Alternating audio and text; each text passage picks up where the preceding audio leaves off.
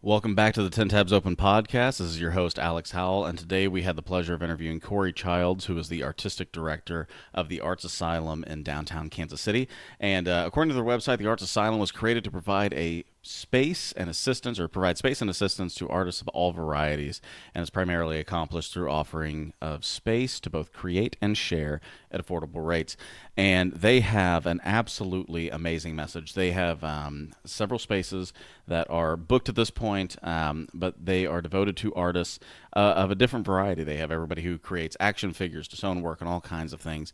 And that is the original reason that I reached out to Korey. And just to kind of tell you a little bit of a backstory, we had actually had an entire podcast recorded several weeks ago. It was probably closer to a month ago. And an amazing conversation. We had a great time. And unfortunately, that file got ridiculously corrupted, and I had to have him back. But we were both so happy that that happened because we realized in the meantime that we knew many of the same people through theater, and he actually, and I'm going to post this when I post this episode, but he actually reviewed me in high school. He was a year older than me in high school, and he went to a different high school than I did. I went to Ray Peck in the Kansas City area, but he actually reviewed me as a Cappy in a play that I was in. I played Sky Masterson and Guys and Dolls, and I just happened to have, and this is the weirdest, 0 degrees of separation ever. I just happened to have the review in the desk that I was working on that was handed to me by my parents when we moved into the house that we're in now. His review of the play that I was in, and there's probably like 15 people that reviewed it. So again, this is one of those things where the medium of podcasting just showed me how great this is, that you're able to reach out to an organization for one reason, and then you discover somebody that you could have been friends with for the last decade and a half. So we had a great conversation. We have been having a lot of conversation outside of the realm of this podcast, and then we had a lot of subjects that were brought up. We talked about the Arts Asylum. We talked about what it took for them to start building it, but we also talked just about a lot of random subjects. And so I hope it comes across as something that you all enjoy, that you're able to see that, for all the planning that can go into a podcast, sometimes you're just hit with the fact that you meet somebody that you should have absolutely been friends with for a long time, and you get to have conversations with those individuals that maybe in any other medium you wouldn't have ever been able to enjoy that conversation, or maybe even been able to have that conversation. So Korey, man, thank you so much for coming on. To anybody who's listening, go to the artsasylum.org. Check out their page. They do some amazing things, and if you really want to have somebody that you can have a good conversation with, just send a message to Korey Childs, Korey Childs, Childs. He's a great person and a great interview, and I hope you guys enjoy. Thanks again.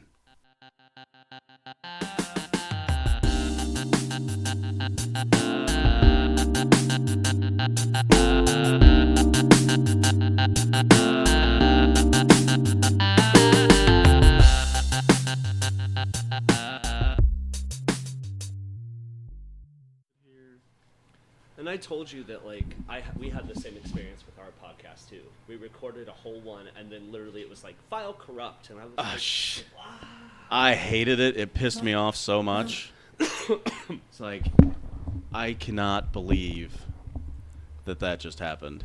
Well, and the thing that was the most frustrating about it was the podcast before, the other Korey, the Korey without the E, he came on, and again, I knew him. So another really good friend of mine, great conversation. We're talking about a completely different subject. And I waited until the next day, and I was like, all right, I'm going to record the intro. I'm going to, put everything in. I'm going to edit it all. And I shouldn't say edit. That's not the right word. But just kind of compile everything together and put it in and download it. And I couldn't find an hour and a half worth of the 3-hour conversation that we had. And so I just looked and could not figure it out. I sent him a message. I was like, I'm sorry about that. Yeah. The meat of the conversation that we had was actually in the second phase, so it worked out. It was a lot of just us kind of bullshitting back and forth to begin. Yeah. But so I got it all done and got it ready, and then you came on, and I was like, okay, I've got it figured out. I've gotten rid of a ton of stuff, put everything in the cloud. So now everything that I have to put into my computer, this will work out. Right. And I literally, you left after great, 2-hour conversation. Mm-hmm. You left. I went right back down. I hit a button, and it was like, would you like to restart? No. You need to restart. No, I don't. And I kept working with it, and it was like it just kept doing it. I'm like, this is going to, I know what's going to happen. Yeah. I had to restart. There was no way around it because it just was doing one of those things. You'd hit cancel, it'd come right back up. Right. And so I hit it. It restarted, and was like, we can't find any of your files. Of course you can't. I knew that would happen. So I sent it out. I didn't send out like the non-file because that wouldn't have helped anybody.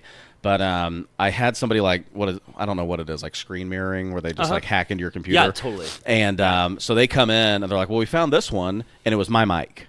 So it was like, so what do you think? And that was it. It's like, is there any way to raise that? And they're like, well, you guys. We weren't talking over each other, but it was like, yes, and then go in. It's like, and it's just going to be grainy. And I was like, well, I try it, and I got it back. And you sounded like you were like an AM radio, like, yeah, okay, yeah. I won't do that today. Fantastic. Well, I can see now, like the crazy line is my dumb ass talking.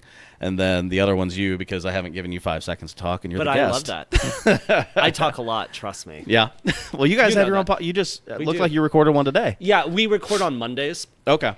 And then it goes up on Thursdays. Oh, gotcha. Yeah, okay. So definitely. And that's just sort of gives us like days to be able to go back and look at what we did and make sure marketing-wise that there's not something else I should be promoting Gotcha. today. Yep. But we have to submit it to the radio by 1 o'clock on every Thursday. Oh, and it's on the radio. Oh, I didn't realize that. Yeah, that's awesome. Yeah, it's very small. It's from the Mutual Music Foundation downtown. They're on 18th and Vine, but but they are technically our radio host, and then we put it up on iTunes because if I'm going to record it every week, everyone should be able to hear it. Exactly. Right. Yeah. And it is shitty quality, but it is so fun. I get to have amazing conversations every single week. And what's your main thrust? What's the main focus of your podcast? To get to know people in the community that maybe perhaps you have heard of. I'll just say me, Korey Childs, but you have no idea about me. I am not an approachable person because of X, Y, or Z, or you may only know me as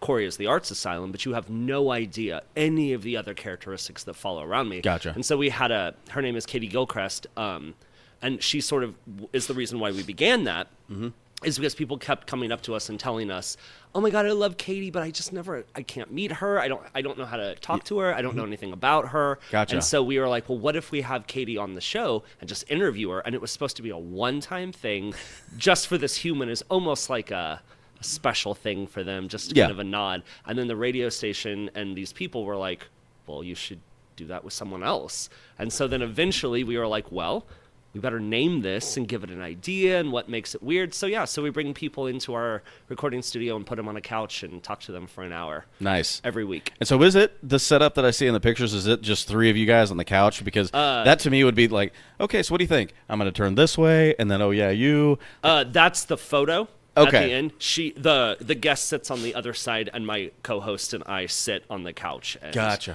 and talk, and then we bring them over to sit in between us so we can get that dorky photo that now we have hundreds of. When we were in St. Louis, and at the beginning of April, someone came up to us and was like, "Can we stand between you guys and will you take that photo?" Awesome. And I felt so dorky.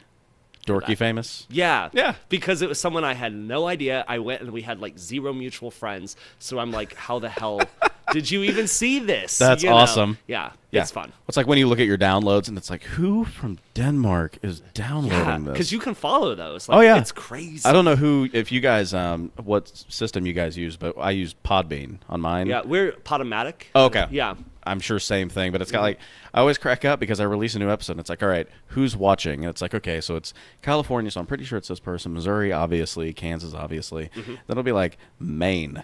Like, okay, I don't know. How did we get to Maine? I didn't realize anybody was still living in Maine. Right. Maine has 2 senators, I'm sure at least a representative or 2.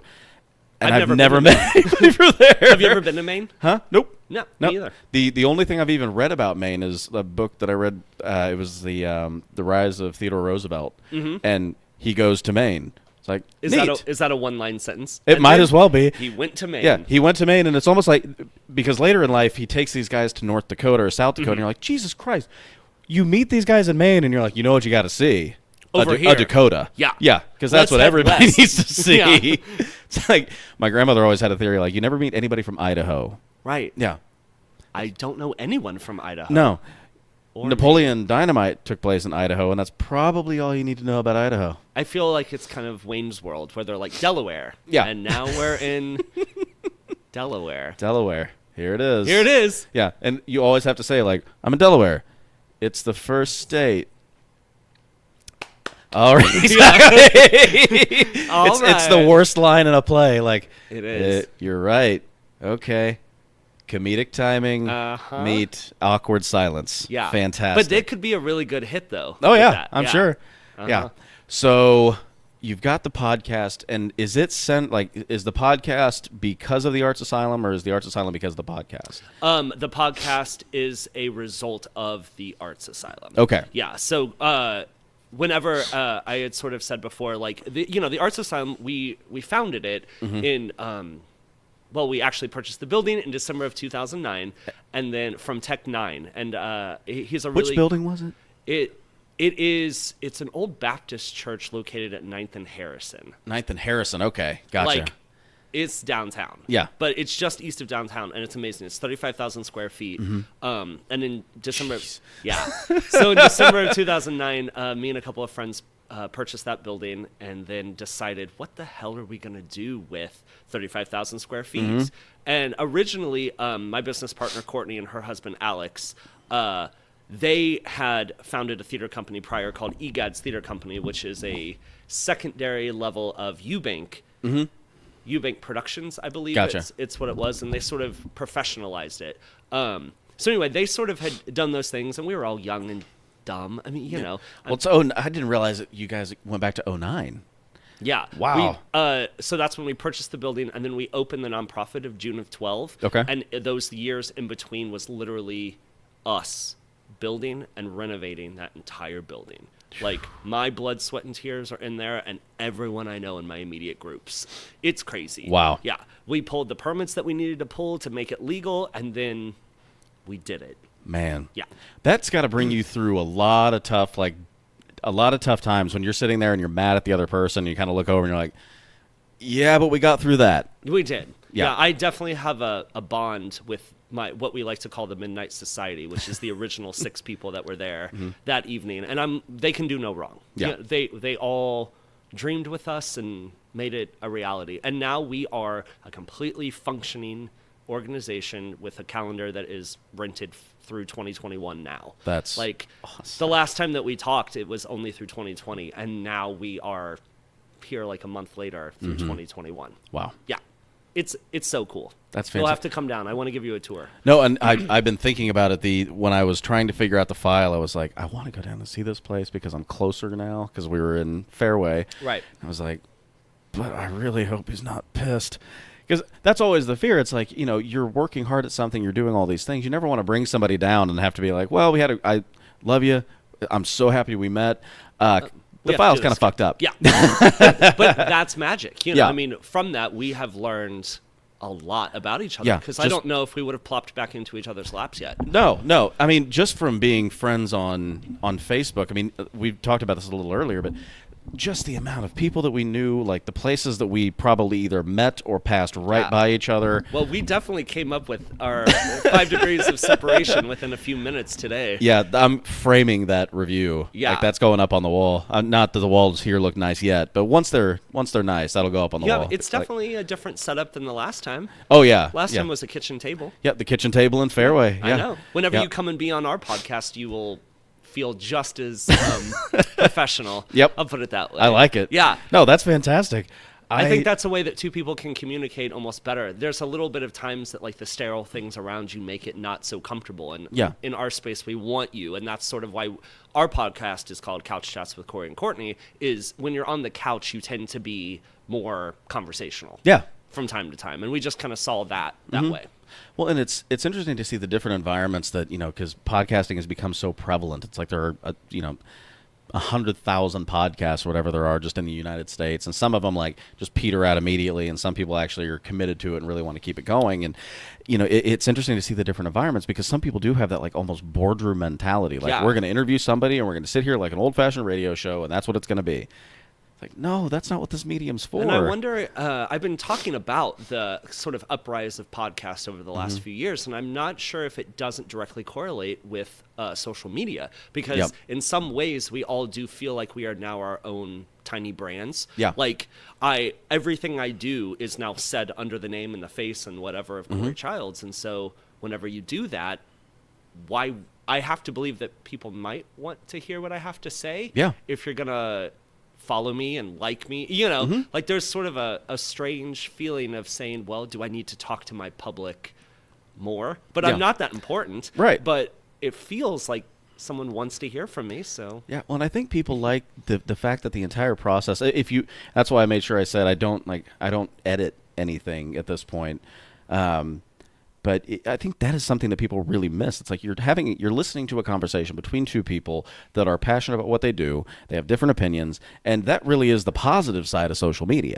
Like, the most positive side of social media is that you get to see all of these different opinions play out. The negative side of social media is kind of what you've really seen, we'll say, since 2015, just because the election was such a barn burner of an event. It changed the tide. It totally did. And what you said, I think, before we went on the podcast about the pendulum swinging, it's like you had, social media is the most positive thing and the internet is the most positive thing we've ever seen, and then the pendulum swung to, this is the most toxic place you can possibly find yourself. You could go to Chernobyl and not feel as disgusting as you do right now. And that is really difficult for someone like me, who is often tries to find the positive in every single situation. And so there's a lot of muck that you sort of have to get through, especially on social media or on the news or whatever. Everywhere you turn, you're kind of just like, can you tell me something good about life? But I'm not sure if we're supposed to hear that. It's a whole debate that I have with myself, because we aren't sunshine and puppy dogs anymore. No. As a whole. Yeah, I mean, everybody, it's a positive thing, because people used to project this this the Instagram life mentality. Yeah. Like the total Instagram mentality. My life is perfect and everything around it is perfect, and that's why I'm sharing this with you, because it's perfect and you should be like me. Right. All of those people have issues. All of them. Yeah, every single one of the people that shows you only positive things have issues.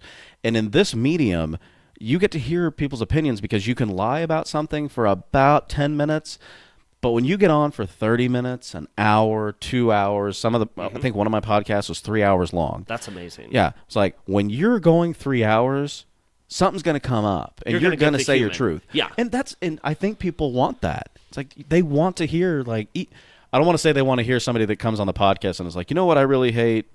This person. That person. Yeah, exactly. That person we were talking about. We have already discussed a mutual friend of ours. That maybe neither of ours is a mutual friend. Yeah, I would not describe it as a mutual friend. I would say a mutual individual that we know of and have not positive feelings towards. But when you it's the only reason I'm pro-choice. How about that? I think someone made the wrong choice. Like, do we? Yeah. Come on. That's the one you saved? Yeah, okay. really? All right, well, I guess I'm going to have to switch it now. I know. Yeah. But no, I mean, when somebody comes on and they say something that you're just like, what'd that mean? And in politics, it's always been that way. There's always been something negative. You always have to find something negative. But now it's like everything is negative. Everything is negative. Yeah. And when you get on the podcast, you see that people aren't bad. It's just like traveling. Like when you travel, you see, like, if you go to Mexico and you're somebody that just hates Mexicans and that's your opinion. You're going to hate everything you see. Yeah. But if you go to Mexico and hang out there for a couple of weeks, you're going to see they're just like everybody else. They are. Yeah. And if you go to Italy, or you go to Greece, or you go to Japan, or you go to China, like, you might hate the government, so say that. But don't say hate the people. Yeah. Yeah. Change it. Yeah. If you don't like your, I think it's a quote from Aida, the musical, if you don't like your fate, change it. Yeah. You are your own master. There are no shackles on you. Exactly. Yeah. So I'm just saying, okay, you don't like their government, but you hate all of their people. because of that. Yeah. Really? Really? That you Get think to know them. everybody feels that way? Yeah. Because everybody feels the same way in this country. It seems like it. Exactly. Yeah, not really. No. And that's one of the curses and good parts about being an American citizen is that we are allowed to say whatever we want without censorship. Mm-hmm. Well, and that's one of the reasons I really like being in Missouri. And there are a lot of states like this, but I really like Missouri. I'm very proud of this state. I love the state because even like you hop over to Kansas, and I know there are, we'll just call them like progressive areas, but for the most part, it's right here. It's right on the Kansas City area, and then you might have like a little piece in Topeka, a little piece in Wichita, a little piece in Dodge City, like where there's epicenters. But for the most part, if you're really looking at the state, it's one spot. Right. Whereas Missouri, it's like take I-70. And you've got Kansas City, Columbia, St. Louis. Take it a little bit further south. Jeff City's a little bit like that. Springfield's a little bit more open. Like there are big blue dots and a lot of red. State. Yeah. Right. And you've got to, that's something that you can be proud of is to say like, yeah, we're all fucking different. And that's okay. I like difference. Yeah. It would be very boring if it wasn't. Yeah. Yeah. And a lot of times, like, one, those positive opinions that you feel about yourself can be tempered by somebody that comes in with another argument. You go, that's a good argument. And then you can also temper somebody else's. And if you are able to have that conversation, it's a positive. Right. Podcasting, I think, allows for that to happen. I have not seen that happen on Twitter yet. No. And I can't stay on Twitter. Every time I get on there, I just am like, why am I doing this to myself? I feel gross. But then I'm like, is that what I'm supposed to do? Is be like, then I kind of feel I want to make sure I don't become like the 90-year-old who doesn't know how to use an iPhone. Right. So then I'm like, do I need to be on Twitter and know about it so then I can communicate about it? Mm-hmm. Because I don't want to be behind the learning curve that I can't catch up. Yeah. I talked about that a lot with my dad, who just recently retired. And I'm like, there are certain things that you don't know anything about because your technology like when you stopped growing in technology and now where you're picking it back up, the things that have come in between have already gone away. Yeah. Like, poof. Yeah, and now it's so far advanced. Yeah. It's like, okay, enjoy that learning. Mm-hmm. Yeah. I can make my phone go onto a TV with no cord. Yeah. That's amazing. Yeah. Like, come a long way from Oregon Trail. Exactly. Through dysentery, right? Always hated that one. Mm-hmm. You have a broken arm. You're dead. But I've got 44 oxen. Exactly. What am I supposed to do? I thought I was doing good here. Yeah. Nah, they're dead too. You forgot medicine too. Right. And so it's always so fun. And what's kind of luxurious about it is that we used to have to like go onto a news show or something. There was only like 5 or 6 outlets to communicate, and now we are able to produce our own work and get our opinions and our views and our own listeners without having to go through a producer or a censor. There's just, I feel more alive because of these outlets, and at some point I never would have thought that anyone would give a shit about listening to you and I talk. Right. But now we know people do. Well, that's the voyeur, I think, in people. Now that we're so evil in on social media, now we're kind of like, well, let's get to know you, Alex, and stuff like that. So it's fun. Yeah. Well, I think even when you have people on that you disagree with, it's a positive thing. Those are the best chats sometimes. Yeah, because you can say, yeah, we disagree with each other, but hey, let's talk. And even if at the end of the day, we still disagree completely, what a wonderful thing to be able to have a long-form conversation and show that you can reach out to somebody. They can come on your podcast. You can talk. You can leave, shake hands. Everything's fine. Yeah. Like, we don't see that in the world. It's wonderful and terrifying at the same time because I just, like, our generation has seen it go from MS-DOS and Oregon Trail to what it is now. Like that, I think, is where the biggest advantage is for us. Is we're kind of that last generation that we saw the black and green screen, and now we're like you said, we're able to take something from our phone and flick it onto the TV, and I think that's going to be a really interesting in more thing. than one room. Yeah.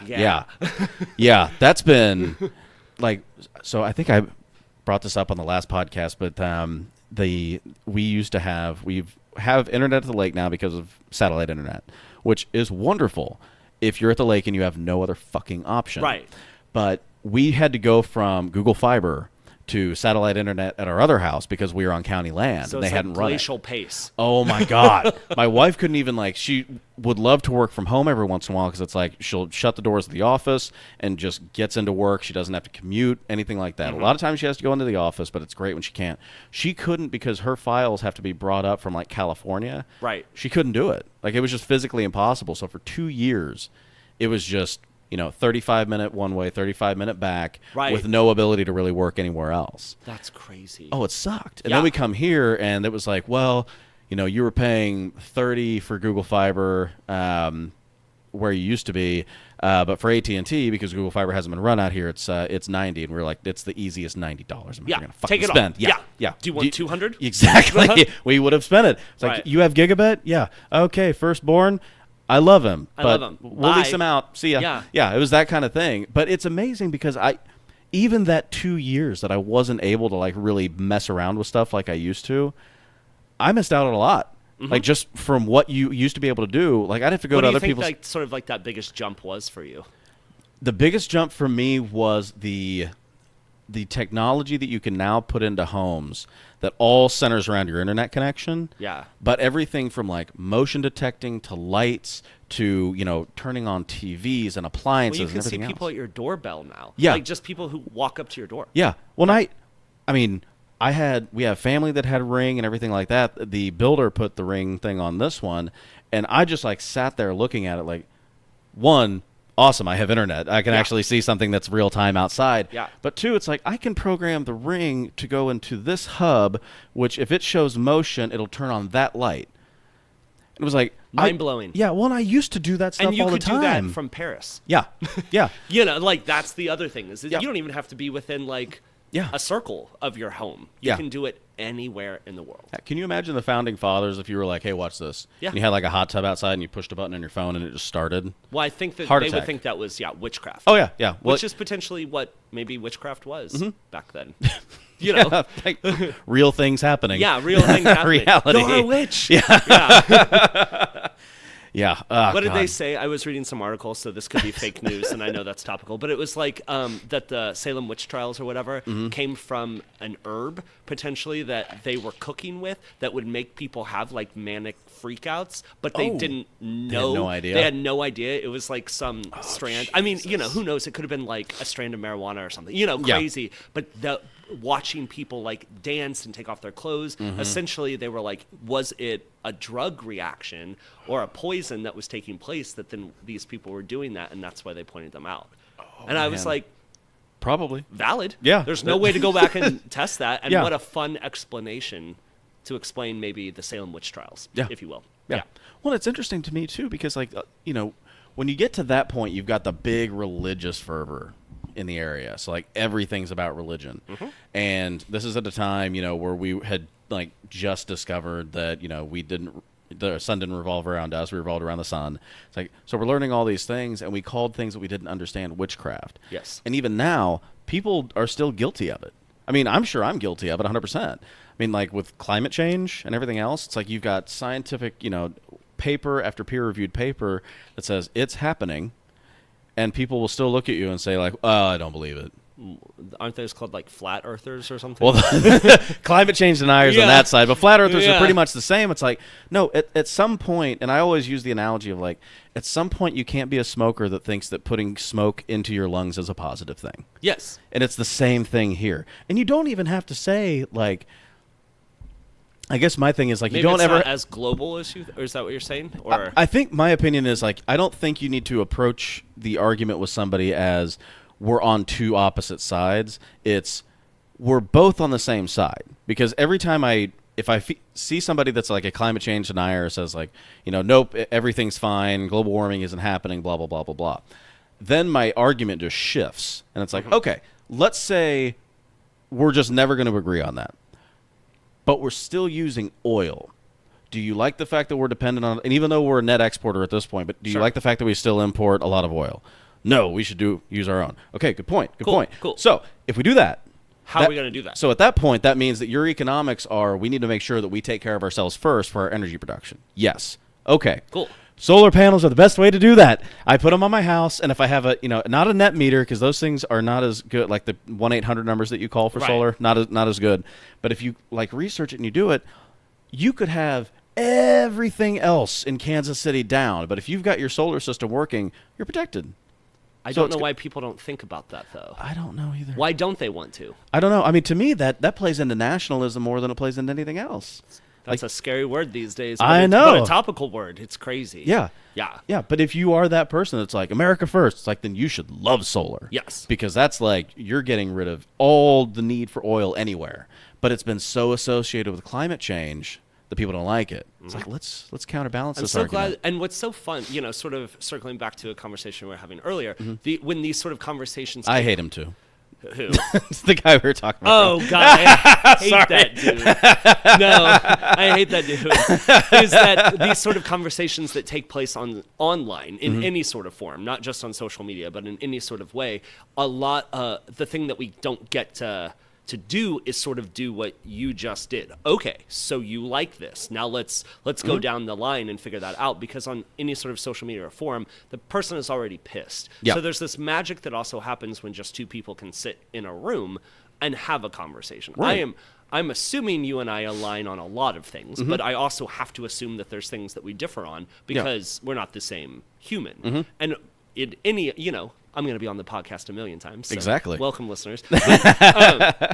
But through that, you sort of get to figure those things out by making those sort of personal connections. But if you do like the social media debates, you're number 477 in a forum, and why the hell would you want to hear my opinion? You don't care what I think about solar panels. You just want I have my opinion. I want some. Yeah. Yeah. Well, and then no opinion's ever been changed on social media. No. So why do we keep putting it on there? Well, exactly. And the things that ruin arguments, like if you were to sit here and we were having a conversation on something we disagreed with, whatever it might be. I hope that we find that sometime. Yeah. We can talk it out. Yeah. And you have that conversation, you disagree with somebody. If you're in a room with somebody, and this is the same thing, like you'd probably deal with this in your world. I'm not sure how, but I'm 100% sure you do, because I think everybody does. Right. Anybody that has to sell themselves in some way, shape, or form always runs into this. But I work in real estate.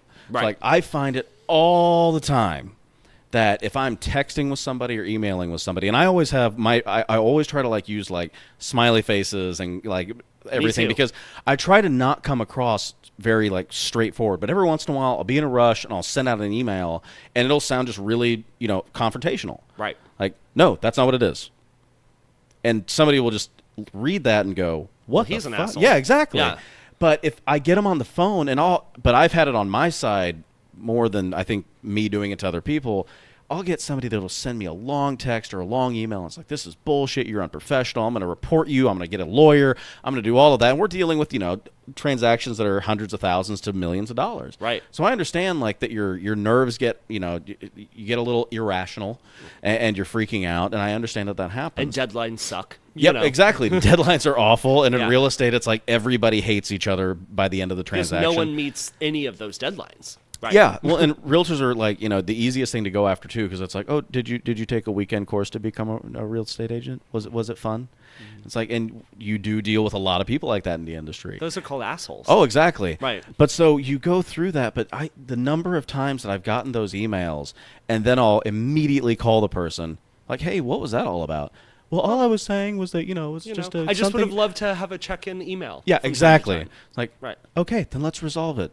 Don't bring my family into this. What's your problem? I bet you all are stupid assholes. Exactly. Way back and you're like, no. Yeah. Yeah. But that's what people get so used to online. It's the ultimate, it's the internet tough guy. Yeah. Which might as well be a mascot at this point for the entire internet. And it's like the guy who just calls you, the F word constantly, or Right. you're this, and I hear it, just the words that come out of being online are insane. I didn't know what a cuck was until I was listening to, it was Joe Rogan's podcast. He had somebody on, and he was like, "You ever get called a cuck?" I was like, "What the fuck is that?" That means your wife has your balls and Exactly, Yeah. and she's banging somebody else in front of Right. you and everything else. And so I looked it that up and was like, asshole earlier. yeah, exactly.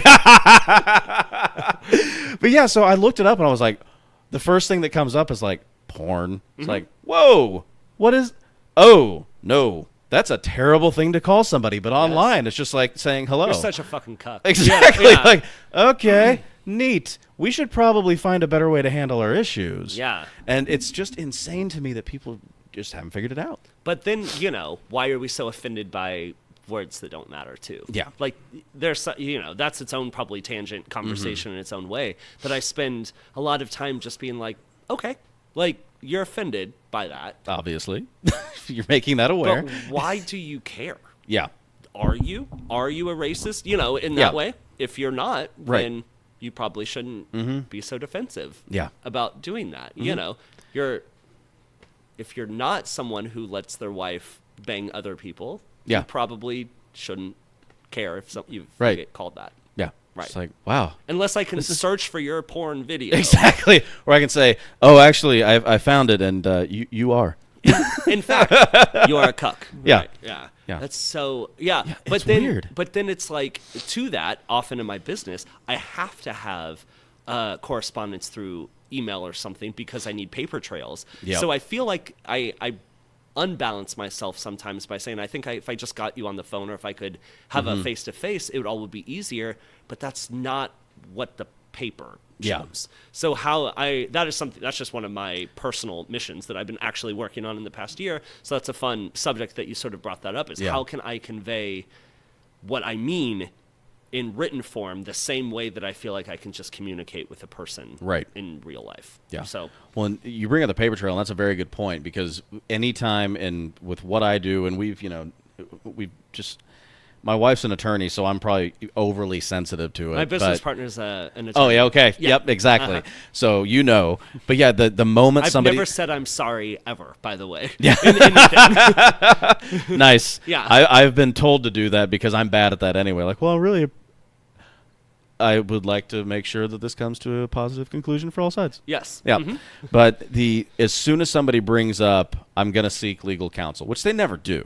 Nobody ever does that. But the second they do that, we can't talk anymore. No, exactly. It's like, okay, well, then you have to communicate with so-and-so, because we could have resolved this. And I ran into this on a house that we flipped, and it was just somebody, it was a really unfortunate circumstance. It was the only house I've lost money on, and I lost money on it because we went in with the idea that, like, we're going to do a full-scale renovation. We're going to do everything right. And if everything would have gone right, we would have made a lot of money. If everything would have gone okay, we would have made money. Everything went to absolute shit. Right. And so, like, they're doing their pre-closed walkthrough, and I see, like, they go through and they see, like, water's coming in. So what do? I go over there immediately, make sure everything is at least, like, flowing away from the house. Right. Like, just trying to take care of the situation as it is. Had somebody in there the next day, like, not even 10 hours later. They're pulling carpet. Get the foundation company out there. They do everything they're supposed to do. These people are like, they go over, everything's exactly like it was, only, there's a pile of dirt here, there's this drain here, and they're like, okay, we're good. It's like, all right, awesome. Even have the foundation company say, like, we'll do a 1-year warranty on all of our work. 3 weeks later. I was like, and now the turn. Yeah. 3 weeks later, she sent me a message and I had a question, and she was like, they love the house, everything is perfect. The next morning after that conversation, it's like, water's coming in the house. It's like, okay. And I was like, what do we need to do? And they started sending me, like, not their agent, but the individual started sending me emails. And they were like, we're going to seek legal counsel. And the moment I saw that, I was like, you call this person. Right. I can't talk to you anymore. I can't anymore. You literally just ruined everything. Like, we can find something to resolve this issue. Like, not much, because I'd say call the foundation company that I paid, because I'm just as pissed off at them as you probably are. And they have a year warranty. Exactly. So call them. And so anyway, it was just one of those, like, but again, they didn't, because I'm sure they were like, they looked back and it's like the paper trail says everything worked out. Like, I did every single, and I'm still mad that it even happened to him, but it's like I did every single thing possible to make it work. And so we have that with producing clients from time to time, where I'm just like, but you said it's fine and it's all looks good, but you've now literally mentioned that word lawyer, and have a good day. Yep. I can't. I literally cannot communicate with you anymore. Yeah. And in that particular case, we were like kind of friends, know, like, but not, definitely above acquaintances. And I was just like, well, now I can't even, like, I don't even know if I can talk to you socially. No, when until we're this out. is over, we're done. We're strangers now. Yep. And we don't like each other. So this sucks. Yeah. But then I'm sure there are those times where you're supposed to seek the legal help too, and that's the only way that you got it right. God, being a devil's advocate sucks for me sometimes. Oh, yeah. Because I see both sides of it. Yeah. Yeah. Well, I mean, there are even times where you can still be best of friends, and you still run into situations where you still have to seek an attorney. And, you know, a lot of times it's like insurance cases where somebody goes over to somebody's house, they have an accident, there's like some major accident, so they have to sue that individual. Right. It's like, well, you're suing them, which means that you're really suing their insurance. But from the outside, it looks horrible. Yeah, I'm suing you right now. Especially when it's family. Like, I'm suing my nephew. Why are you suing your nephew? It's kind of the only way we can resolve this. And I'm not suing him because he's a bad guy. We just hung out yesterday. Right. But it is what it is. But then I also don't like when I take a picture with them or seen out social because I don't want to confuse things either. Right. Like somehow that maybe we're fucking the insurance company together. I don't know. Right. Yeah. Like, it's because it's a weird world. I always call it like the workman's comp thing. You know, what was that old when they would go around and record people who were on workman's comp and they're just like, oof, that sucks. Yeah. Well, it's got to be a little interesting for you guys too because you're a nonprofit. We are. So you have a lot of rules. The city, the state, and federally all have specific things that they want from us all the time. The biggest, which is something I don't know if your listeners or anyone knows that, just how transparent you have to be as a nonprofit. There is no room. You know, someone can walk in and look at my books right now if they wanted to. And they don't really get to see everything. But they, as a donation place, people get to know where my donations go. And we learned about 3 or 4 years ago, when asking for donations, it is bad to send a stamped envelope with that because essentially your donation money is paying for stamps that may never be returned. Wow. Yes. So why are you giving away? I donated you $50 and you went and you paid for stamps and none of those envelopes got returned. So therefore you just threw away my $50. Wow. Never would have thought that. No. As stupid and simple as that is, but it came down to stamps, and that's we didn't get like fined, but we got a notice that was just like, no, like you shouldn't do that because your donors may stop donating because that's not where they want the money to go. Or that a nonprofit can't really donate to another nonprofit, which I think is interesting. So then there's no, because it's all about that donation money. Yep. Unless you completely separate it somehow in your books and you can show that. But, wow. You know, Paul robs Peter all the time. Yeah. In nonprofits. Yeah. Wow. It's a fun world. Yeah, I saw, it was a TED Talk, and it was a guy who was talking about his former nonprofit, and they had, 200 people that were working at this thing. And he had to go to them, like, one day because the government came in and basically said, you did this and the people don't like it, so you know your donors brought a case against you, and you can either get rid of your nonprofit status, which would have ruined them, or you can go to court, which would have ruined them. He was like, it's a zero-sum game. We have to shut down. So he's like, I had to tell 200 people they were out of a job one day because we had one case come against us. Yeah. And the case was the most fucked up thing. What was that case? It was an advertising issue. They put it was a big nonprofit, so they put like 10 million. No, it wasn't that big. 3 to 4 million into their like advertising budget. They ran like this big ad campaign, and people didn't like it. They were like, well, if I'm giving you money, it doesn't need to go into an ad campaign. Stop purchasing television space. Start going and helping these people. It's like that ad campaign got us $14 million. Why do you care? Like, you actually made your investment even better because of this. But because nonprofits aren't allowed to run as they're not supposed to look like businesses. I am owned by a board, and and my donors, they all get an opinion. Yep. Yes. Yeah, and if a big donor comes into you and says, hey, you can't, I don't like this, it's like, okay. There's a situation about that happening in Kansas City in one of the theaters right now. Really? There's a big donor that essentially said, we will retract our money if you don't do this thing. And they're having to decide if they're going to do that thing or not. But I know I don't like being told what to do in my business. No. I can't.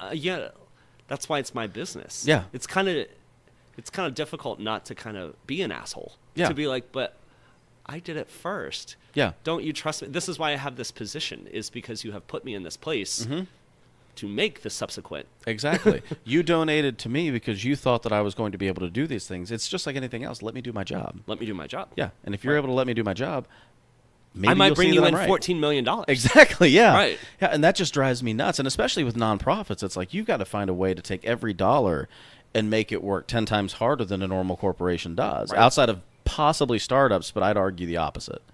But that's what a non-for-profit's supposed to do, because you're begging for money all the time. Yeah. And so I can't make a profit. I mean, it's a not-for-profit. Yeah. I mean, it's in the name. I mean, yeah, I kind of make that joke, but it's not good if I have a huge profit. Yeah. We run into issues. Yeah.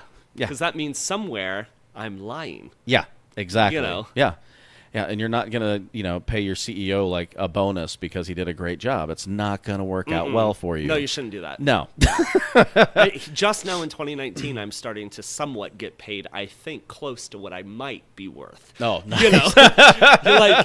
We're getting to the place where our company is established enough that we can start to actually reward essentially the volunteers and people that we've done. The people that have done it since 2009. Yeah. My business partner, literally, this is the first time she's ever received any money this year.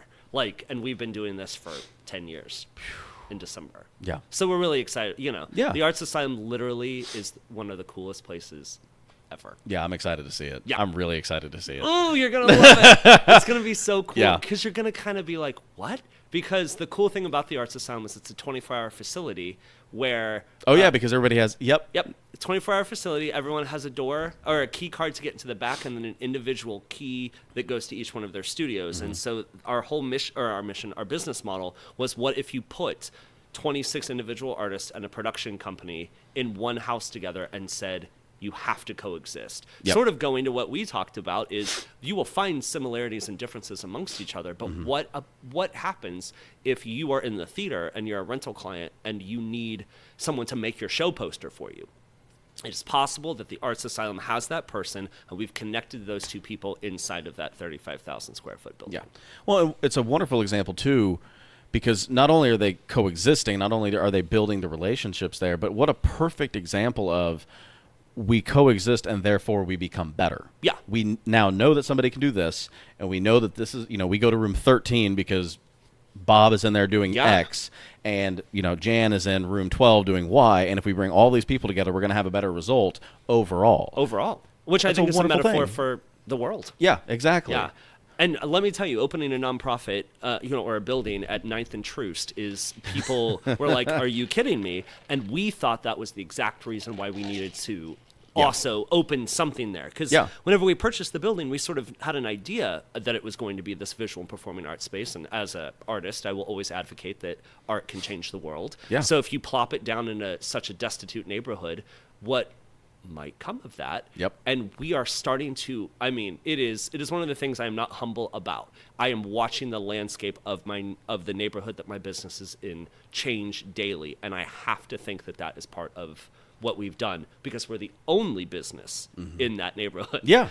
So therefore, it can't go to anyone else right now except for us, because we are the only actual functioning business in my corridors. Yeah, and successful. And you can now show, hey, guess what we did? Yeah. We went to 9th and Harrison or 9th and Troost. The building is big enough. It's big enough it where lands it's both. on both. Oh, jeez. But 9th and Troost sounds better because everybody knows Troost. Everybody knows what Troost means for the city. But isn't that crazy that I omit Troost so often out of the description of that? Because I don't want people to already decide that they won't support it just based upon that word. Yeah. Because that is I don't want to say it's toxic for the city, but everybody in Kansas City who grew up here knows what Troost means. It's the dividing line. Yep, 100%. Yeah, when we talked about this a little bit after the other podcast, it's like I'm really working on kind of getting everything centered and every piece around trying to build a nonprofit that has to do with the East Side. Yeah, you want to maybe develop over there? Is that? It's I don't know what you're allowed to talk about or want to talk about. Not much right now. What I'll say, it has to do with the problem that I'm focusing on is, and if you watch Our Divided City, that YouTube video I was talking about, it was a Casey Nova project, but they talk about and again, it's two sides talking about an issue, but sometimes it comes off as clashing as opposed to cooperating. Right. And I understand why each side feels like they need to clash, and it's because Kansas City, the city of Kansas City itself, has the Kansas City Land Bank. It's basically just a separate organization within the city that owns all of these abandoned properties. And they created in like '09 or 10, like during the recession, during the land crisis. But it really was addressing an issue that had been around for a long time. Right. And that was abandoned houses, people that had just left it, and they basically put all of these places into one entity, which is the Kansas City Land Bank. And so if you look it up online, it's just littered. Yeah. Right in the east side. It's just all the dots are in the east side. I could probably tell you street names that have them. Yeah, and one of the ones I'm looking at, like, I'll bring it up after the podcast, but you can see it's like 5 dots in a row, and they're all houses that have been demolished. And so the city is basically saying, look at all this shit. There's zero way we can manage it. Like, with all of our budget issues already, with everything we're trying to do, and understandably, people kick back on that, but it's like with everything we're trying to do to build the city up, we can't get our mowing, like we can't hire more mowing crews to go through and do these every 2 weeks. Right. We can't go into these places and take the concrete steps out and pull the trees down and open them up. We can't afford to put 100 more lights in. It's probably more than that. It's probably like 4,000 more lights in. We just can't do it. Right. And the citizens are saying, but you fucking own it. Do it. Do it. Because we're seeing, drugs being sold here, prostitution in some of the abandoned houses. Even the lots that nothing's happening in, they're growing into these other people's homes. And what sucks for the homeless that are there, from our standpoint, is that, like, those are bad places to even exist. They're not, it's not even safe to be, like, a squatter.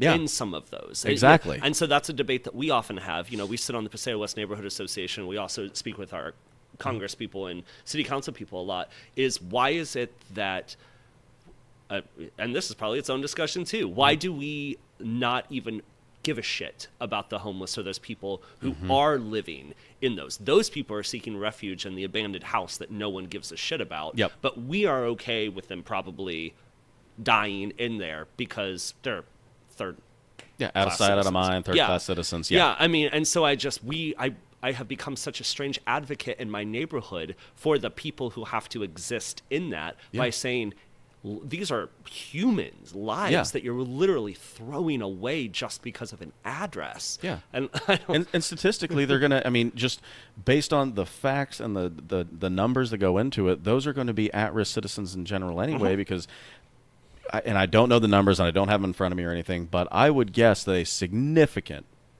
30, 40, 50 plus percentage of homeless are either addicted to something or have a mental condition that really prohibits them from engaging in society. And you also have a really shitty statistic that is now rising, and it is kids who have been kicked out of LGBTQ homes. That's fucked up. Isn't it? That's really fucked up. And also the average age of a homeless person in Kansas City, Missouri is 12 years old. You've got to be fucking kidding me. 12. So, 12 years old. Like, and I have those statistics and proof that, like, I'm not kidding about that particular thing. Yeah. Yep. So, but there's that third really weird demographic that's growing that aren't drug dealers. But you better believe that a lot of those kids that are kicked out on the street have to end up turning, unfortunately, to prostitution and drugs and those things to make a living. I mean, that's unfortunately the word on the street. Yeah, because everybody has to eat. They do. Everybody has to eat. Everybody has to have, everybody should have access to shelter, but you've got to figure out a way that makes sense. Right. And on, where I used to come from and still do for the most part on financial issues is you come from the conservative side that says, like, well, we need to do this way. It should all come from private foundations. And then you come from the, progressive side that says, no, the government needs to help out. No one needs $50 billion. Exactly. Yeah. I mean. Well, yeah, I mean, that's the argument. It's like, okay. But that's your $50 billion. I see all, and that's where well, then it's like you get Bill and Melinda Gates. It's crazy. Yeah. You get those two, and then you get Warren Buffett that's just like, when I retire, my kids will get this much money, but for the most part, all of my stock is going to their organization to help internationally. My biggest thing, and this goes to like the nationalist side, which is a little interesting, but my biggest thing is like, I love what you're doing overseas. Can you help here? And I'm sure they are. Like I'm not saying that I'm looking at their foundation and saying, well, this is awful. You're helping other people. It's just like there is a problem when, gee, that statistic just freaks me out. I'm going to tell you that. I mean, it's crazy. Yeah. Yeah. And it's not even like people of color either. Like, that's where it also gets really confusing either, because especially when you say truce, the statistic is actually not as high with people of color as you want it to be, almost to be able to ignore them in some fucked up sentence. Wow. Yeah. I mean, it is fascinating, and I only know it because I'm in that neighborhood and I have to sit on those panels and I have to go to those sort of discussions, and I hear those statistics and I'm just like, are you kidding me? Yeah. Well, and that's a great conversation to have with everybody too. It's like, one, Arts Asylum, amazing place, a lot of great stories, a lot of collaboration, wonderful thing for art to come together in the way that it is. Two, we chose this location, and I mean, I think you said on the last podcast, people were kind of looking at you like, really? Yeah. You're here? Why are you here? That's interesting. Well, at first they did not like 3 or 4 white people moving into that neighborhood either. Like, that was crazy too, to actually sort of feel, and this is a dangerous statement, everyone, but sort of like that reverse racism that that was sort of taking place with us with these. Yeah. But we did. I mean, we probably did look like we were the white knights in armor coming in there. We had the money, but no one else was doing it. Yeah. Well, and I can't be punished for taking the leap. Yeah, exactly. Well, and you come in and you actually stuck around too, because I mean that's the reason that this thing on my side has taken so long. Is everybody that I talk to, it's like, well, that sounds like a great organization. It's like, no, it's going to be an awful organization if it fails in 3 years. Yeah. And the last thing I want to do is purchase any property somewhere where I'm going to fail a side of Kansas City that gets ignored anyway, where they're going to look to that like, I'm going to be another white man who. Yeah. It didn't work. Exactly. Yeah. Like, that's the last thing I want to do, because all that's going to do is give a lasting impression that this is not how you handle things, and everybody's going to ignore it. And then especially with what I'm looking at to do initially, it's like you're going to see that structure that was built and you're going to go, failed again. And you don't want to be a failure, I don't think. No. Well, and especially not with other people. If I messed up, okay, fine.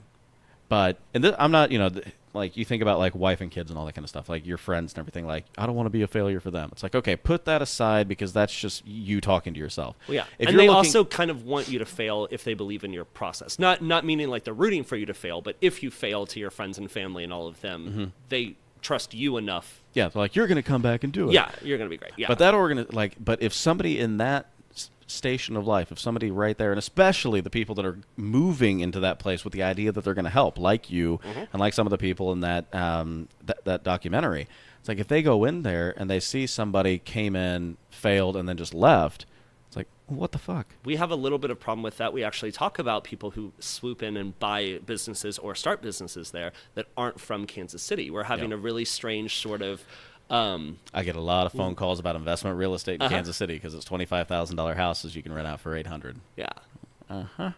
So it's really weird. And there's also like people who will buy a building and then not do anything with it because they're from Seattle, but they don't have to see it.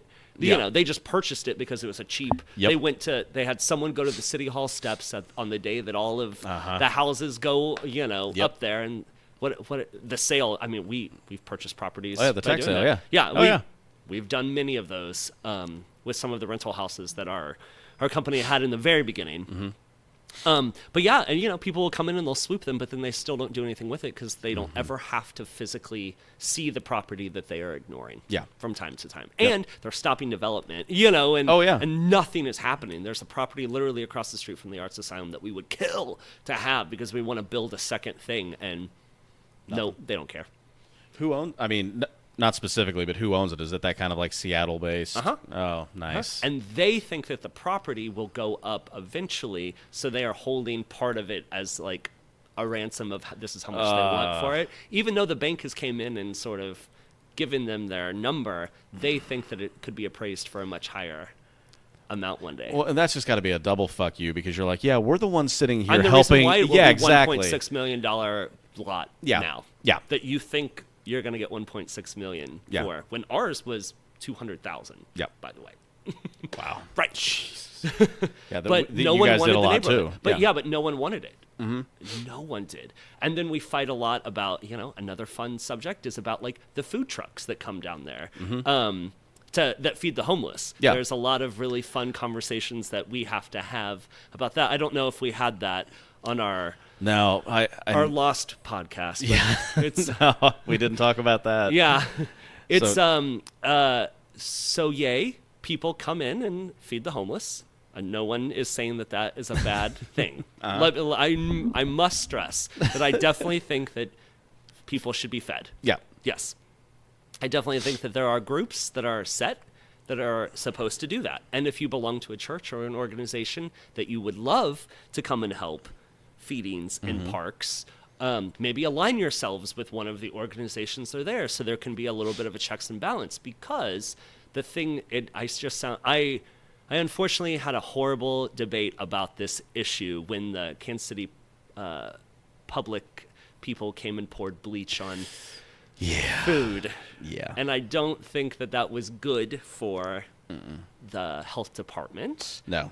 But I do think that they had warned a lot of groups that what they were doing was not good. And it's because there's no holding accountable of the quality of that food that comes out of that truck, or that you don't have enough to serve. So the fights and things that sometimes will happen afterward, or what I will call the hamburger meat that was left in plastic bags down our fence line that then we had 5 to 10 people in the hospital because that food was spoiled and disgusting. So those are the negative parts of that. When you bring that into the neighborhood and you put one of those feeding trucks right in front of my building, and then it's like the zombies all come to that, and then all of the trash is left there, and there's fights for products, and you get to go back into your minivan and drive back to Lee Summit.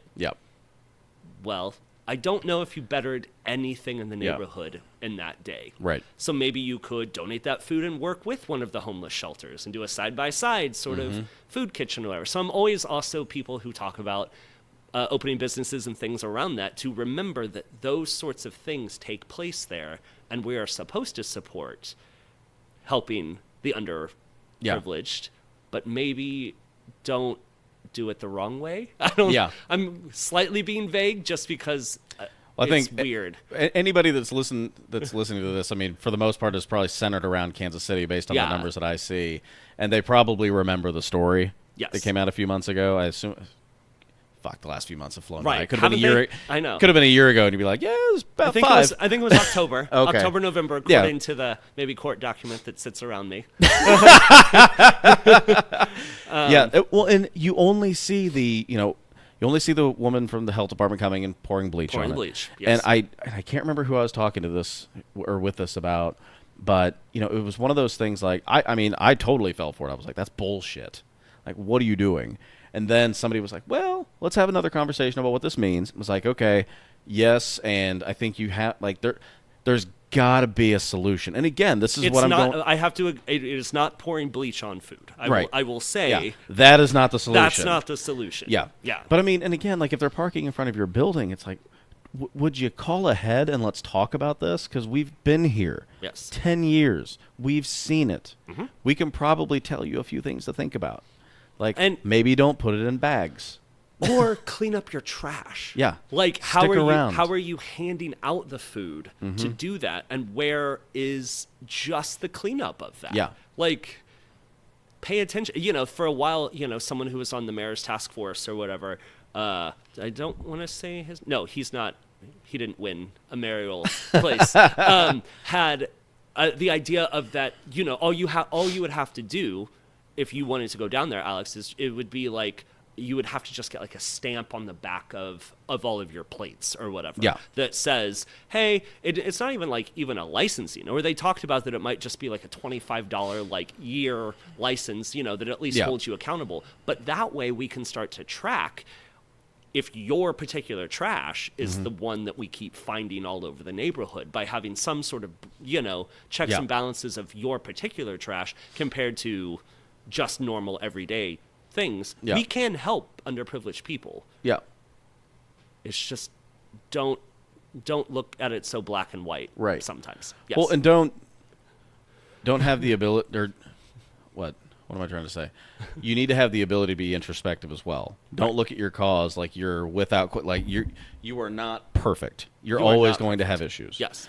Make sure you take those issues and say, you know what? It's not right to put bleach on food. It is not. We probably have some things that we can grow and learn. Let's work together. But I knew how dramatic that had to be because I know particular groups had been warned, and I don't think that particular one. That's also the shitty part about that. They're getting punished thing. for all the other ones too. But they were just like, we have warned about this, we have talked about this, and the only way to make sure that no one consumes that food, because we have no way to regulate if that food is safe for you, is to completely destroy it with bleach. Very dramatic. The wrong choice. But when you sit on that panel and you hear the health department kind of talk about it, you kind of can't help but drink a little bit of their Kool-Aid too by saying, I know what you did. I just don't think you did it right. Right.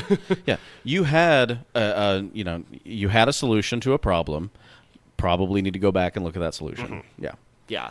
But then it becomes very like Christian based, like they thought people were fighting churches and those sorts of groups, and I was like, nobody's doing that. No, it's not about God. Trust me. It's about the person puking behind my building. Yeah, it's about Jerry who's throwing up right now. Yes, Jerry's pretty pissed. But you don't care about Jerry. No, because you already left. Yeah. Yeah. And you feel good about yourself when you left, too, because you thought that you fed Jerry. Yeah. Now Jerry needs medical attention. Yep. And he can't pay for that. Nope. And guess who has to make the call? Yep. We do. We do. Yeah. Yeah. And it's... I know. What a strange tangent, but it was totally an issue that I deal with a lot. Well, and it's absolutely necessary, and it does play into exactly what we were talking about. You came in to a community that probably had some pushback to you guys because it was going to be, oh, you're the white saviors. Fuck you. What are you doing? Yeah. And now you've been there for 10 years, and it's like you're creating a positive experience in the neighborhood. The neighborhood's looking good. You got some asshole from Seattle that's kind of pissing you off. But for the most part, things are going well. And then somebody comes in with a minivan, and they're on, name a local news station bitching about the fact that the health department came in and poured bleach on their food when they don't tell the other side of the story, which is, but now Jerry's in the hospital because these assholes came in and didn't and that may not just be even food quality. Again, the thing that I also have to say is there's a lot more homeless people than there are food to feed them. Right. Yeah. So then what literally will happen is fights will happen, and maybe not in front of the truck, which is where a lot of those groups have said, but no, we don't see anything. And you're like, right, you didn't see when Jerry took that food to the next block so he could eat it, and that he just got beat up because he had food. And this woman and kid didn't, and this is a specific story, this is why I'm telling that. Yep. And this man went because a mother and her kid did not get food. A guy went and literally beat the shit out of this, who we'll call Jerry, and then did that. So it was very Robin Hood-esque, where you're like, well, you thought you were doing the right thing, but now that Jerry's in the hospital again, and it's only because two people thought they were doing the right thing, and now Jerry's fucked up. Now Jerry doesn't have food, and he's in the hospital. Yeah. So why did Jerry even get that food? Right. Right. Yeah.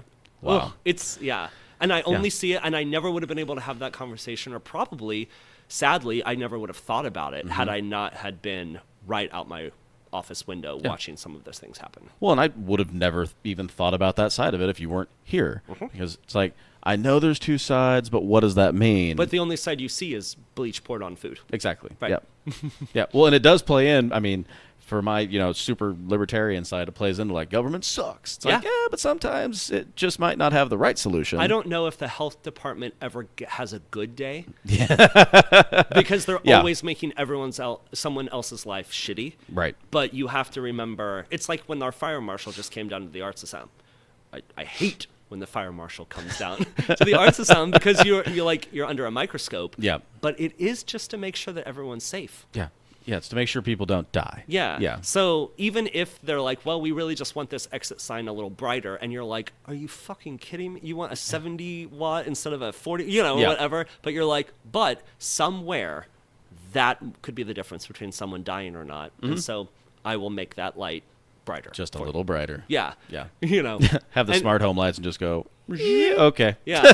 But it's those little things that I just think that people, The health department never has a good day. No, and they couldn't if they tried. No. Yeah, they tried their ass off, and somebody would still be mad at them. So even as much as we have worked for the Arts Asylum to do that, we still dream that we would love to open up a second one. I call it the franchise version of that. Yeah. But I don't know if we should stay in the same neighborhood because something I know that I probably mentioned the last time that we chatted was the most amazing thing is in the beginning we couldn't get anyone to come down to 9th and Troost. Yeah.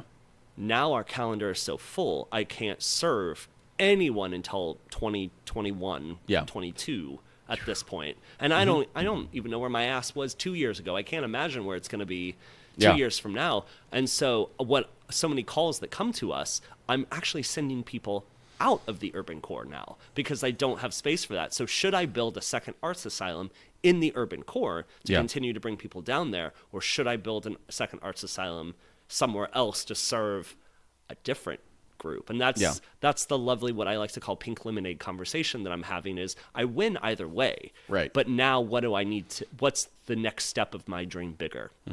And I don't know what that is yet, but it's really cool to do that. Yeah. It's nice to know that you made it to the second phase. Yeah. Yeah. But it's scary. That microscope well, of is course. so scary. Well, and you're always going to compare it to that one. I mean, everybody, no matter what happens, everybody compares the next step to the original. And if it's not exactly the same, people are mad. If it's better, people are mad. And then it's kind of like releasing my baby too, because it is just me and Courtney and Alex's brainchild that built this. And if we build a second one, someone else, the delegation section of that is kind of bad for me as an only child as well. And so I'm also trying to learn on it's okay for essentially someone to franchise my business model and idea, and I could help them. But if anyone out there wants to build a second one, holler. There's a nice little space on what is like St. John and 71 Highway. It's got the theater and the 3-story brick building. It sure does. It sure does. Yeah. Do you know anything about that? It was actually, I saw it on a tax sale. I think it was actually one of the land bank properties a couple of years ago. And it looks like somebody came in and got it. But yeah, I looked at that spot, and then one, it's like right across the street. And was like, that one right across the street would be great for my organization, and that one right there with the theater and the gigantic brick building would be my dream. Wouldn't that be awesome? Yeah. The other thing that we have to figure out is the food desert that takes place around there as well. And that's something that I can't help with personally, but I need someone to engage that. Yeah. Because I don't want to open a restaurant or a coffee shop. That's not my personal mission at all. Well, there's just got to be, and I've actually, it's funny you bring that up because I've actually thought about that as well, because it's like, when you start out, and especially as I've just kind of plugged away slowly, making sure everything's in line where it needs to be and making sure that I think about as much as I possibly can before taking the step and not trying to avoid the first step, just like, don't fuck up. Fuck up. But that's one of the things I've really looked at is just like, how do you do it? How do you make that happen? Because it's going to be a complicated problem. Well, you need someone to believe in it first. Yeah. Blindly. Because there's also no proof that it will work. That's the other shitty part about what's happening in that sort of what I will call the larger urban core is there's never been food there. Yeah. Or those sorts of facilities to actually do that. It's been such a business district and industrial area, which then blows my mind because all those businesses have to eat lunch somewhere. Yeah. Like, open up a Greasy Spoon diner at least and give me somewhere to get a cup of coffee. Yep. Yeah, and you just run into different problems. Like, I bet if you talk to KCP&L, like, I'm going to put a Greasy Spoon restaurant here. Like, ooh, not there. Not there. Don't do it. What about here? Like, no, that's not where I want. It doesn't need to be there. It needs to be right there. But they're looking for someone who has the $10 million who isn't asking. Yeah, exactly. Yeah. Yeah, and that's unfortunate because the people who have that live in Seattle. Exactly. Or, but that's the joke. No, exactly. But they live in Seattle, or they're going to invest in it downtown. They're going to find some place that they know without question the property value is either not going to go down, quote unquote, or is at least going to be in an area where it's constantly going to be needed. And there, it's not easy to say that. I mean, you look at some of the properties, the commercial properties on, even my MLS or like some of the other CIEs that are around, and there are a lot of different places in the urban core that you could. I mean, you point to that area, east of 71, south of 70. There are tons of commercial buildings. That's the Arts Asylum, motherfucker. Yeah, that's exactly where that is. Yeah. So, you look at those areas and you think there's a shit ton of commercial locations. But nobody wants to do it because they're scared. They are scared. And to be honest, that's legit. That's okay. Right. So then I've also said, I wonder if I would open an Arts Asylum today.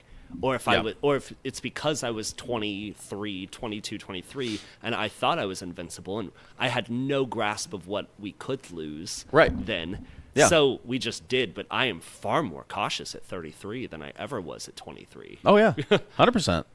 I now see where a dollar goes and how, I mean, when we originally opened the Arts Asylum, we thought we could do everything for $100,000. And I mean, that first million went really quick. Yeah, I'm sure it did. But I mean, you look at the same problems, and it's like if you were at 33, you've seen the stories, you probably pay more attention to what's going on downtown. Jesus Christ, if you watch Kansas City news at night, which I don't anymore, but the days that I used to watch local news, it's like who got raped, who got murdered, and where was it? Right there. Right there. Always right there. Yet crime is down a lot right now. Yeah. I should come back on in a few weeks and give my crime stat report. I like whatever, it. Yeah. I'd love that because, I mean, I think that's important to talk about because you only see that, and it's always whatever's going to catch headlines. That's what we see. And you only think it's black people, too. Yeah. And that's why that's the messed up part about that statistic is it's not. It's just not. Well, and walk around the east side now. Go on Benton Boulevard. Now, would I unfortunately say that based upon the crime statistics and stuff, there are definitely people of color who are committing the crimes that, and do those things, but they just never also open the next category to see the Caucasian people that are also doing the same stuff. They only want to show one side because somehow, and then that's its own debate that, is fun to talk about, is are there people, because we've sort of been accused of this, are we trying to keep it racist so then are the property value we can swoop up and purchase it whenever? Like, do we keep talking about how shitty some of these neighborhoods are? So then, because if the property value gets any sort of attention, we won't be able to afford it anymore. And I've had some really crazy conversations about that, to be told to be careful that the Arts Asylum does not raise all of the property value around because people are wanting to purchase, but they can't pull the trigger yet. Yeah. And I'm like, I'm not holding myself back just because you are too scared to do that. Right. But we are right next to a Greyhound bus station. I get it. We have 2 homeless shelters within 3 blocks of us. And I don't know what to do about that, but embrace it. So that I would love to go back to my 23-year-old self and say, what did you really, because I also think I was young and naive then too. I probably really didn't see the danger in that neighborhood because I thought I was invincible. So I feel like I've sort of found this perfect 10-year pocket of not knowing better and actually getting to see change happen. Right. Yeah. Well, that's a weird. It's a weird thing because, I mean, it's always called gentrification. When you go into an area and you raise the property value, and you're damned if you do and you're damned if you don't. We are. And that's one of the things that I look at with what I'm looking to do is like, okay, if I buy these lots and I develop it and I do exactly what I'm looking to do, which is not like a piece of, commercial real estate or residential real estate or anything like that. It is pure community-based. If I do that, is that street now going to be worth more? And therefore, somebody's going to come through, see that the park is there and go, oh, well, I own 55 rental houses in this, 10 square block area. I'm going to raise the rent on these people because they have better access to this. And now I'm going to have everybody on that street look at me and say, what the fuck? That was your fault. Yeah, that was your fault. Now we hate that. Now we're going to mess it up. Now we're going to do this, and that, they're and the also other. going to tell you that you don't live in the neighborhood. Exactly. So how do you know what the neighborhood needs? You're only here from 9 to 5. Exactly. It's like, okay, how do we make that happen? I know. Yeah. It's fun. You know exactly. Well, I mean, but I'm saying those are those really fun conversations that I cannot believe that I get to be a part of or have thought about, because I never would have thought about the impact of doing gentrification, essentially. But it's positive and comes with a lot of negative as well. Yeah. I mean, read the article about, like, what is it? Beacon Hill? Beacon Hill. All of the houses that have gone up over there. It's like I think it was a Star article. It was either Star or 435 South. I can't remember which one it was. But they wrote an article about that area. And you just showed your conservatism. What? 435 and the Star. Your 2 articles. Well, yeah. But it was interesting to me to, like, just read the article. And I don't know what it was. Now that I'm thinking about it, it's like, you said that, and I was like, I don't even want to circle back and say it might have been the pitch, because it might have been the pitch too, but now I'm just going to look like an asshole who's trying to recover. No, it's just fascinating. Yeah, but they talk about it. But it was interesting because they interviewed the people that built the houses, and they were like, I can get land cheap, I can build my amazing house, and I can live here forever, and I can have exactly what I want. And they also interviewed, and this is where I thought the article was interesting, was they interviewed the people that have lived there forever. Who were there in the beginning. And mostly people of color. Yes. And they were like, what the fuck? Why are you doing this? Like, we've had this neighborhood. It's been nice. Property taxes haven't been raised. We're doing fine. This happens. Property taxes are raised. Fuck you. And I'm now deciding that your neighborhood needs to be better. Yeah, exactly. Yeah. But who asked for it? Yeah. I mean, essentially is what a lot of them are saying. Yeah, exactly. We didn't ask for you to come and make this better. We thought it was fine just the way it was. Exactly. And you don't want to say, like, well, I read these statistics and everybody says it's terrible. Like, you weren't here. And they know it too. It's so weird. Yeah. But being an adult is goofy because we are privy to those sorts of information and thoughts, and probably a lot of those people that were in that said neighborhood maybe never ventured out of that neighborhood either, so they didn't have really a global perspective of what their neighborhood was like. For other, outsider people looking in. They of course loved their world, but they had no idea what we all saw. Yeah. I take care of my house. My neighbors take care of theirs. And we won't talk about anything else. Right. Yeah. It's crazy. Yeah.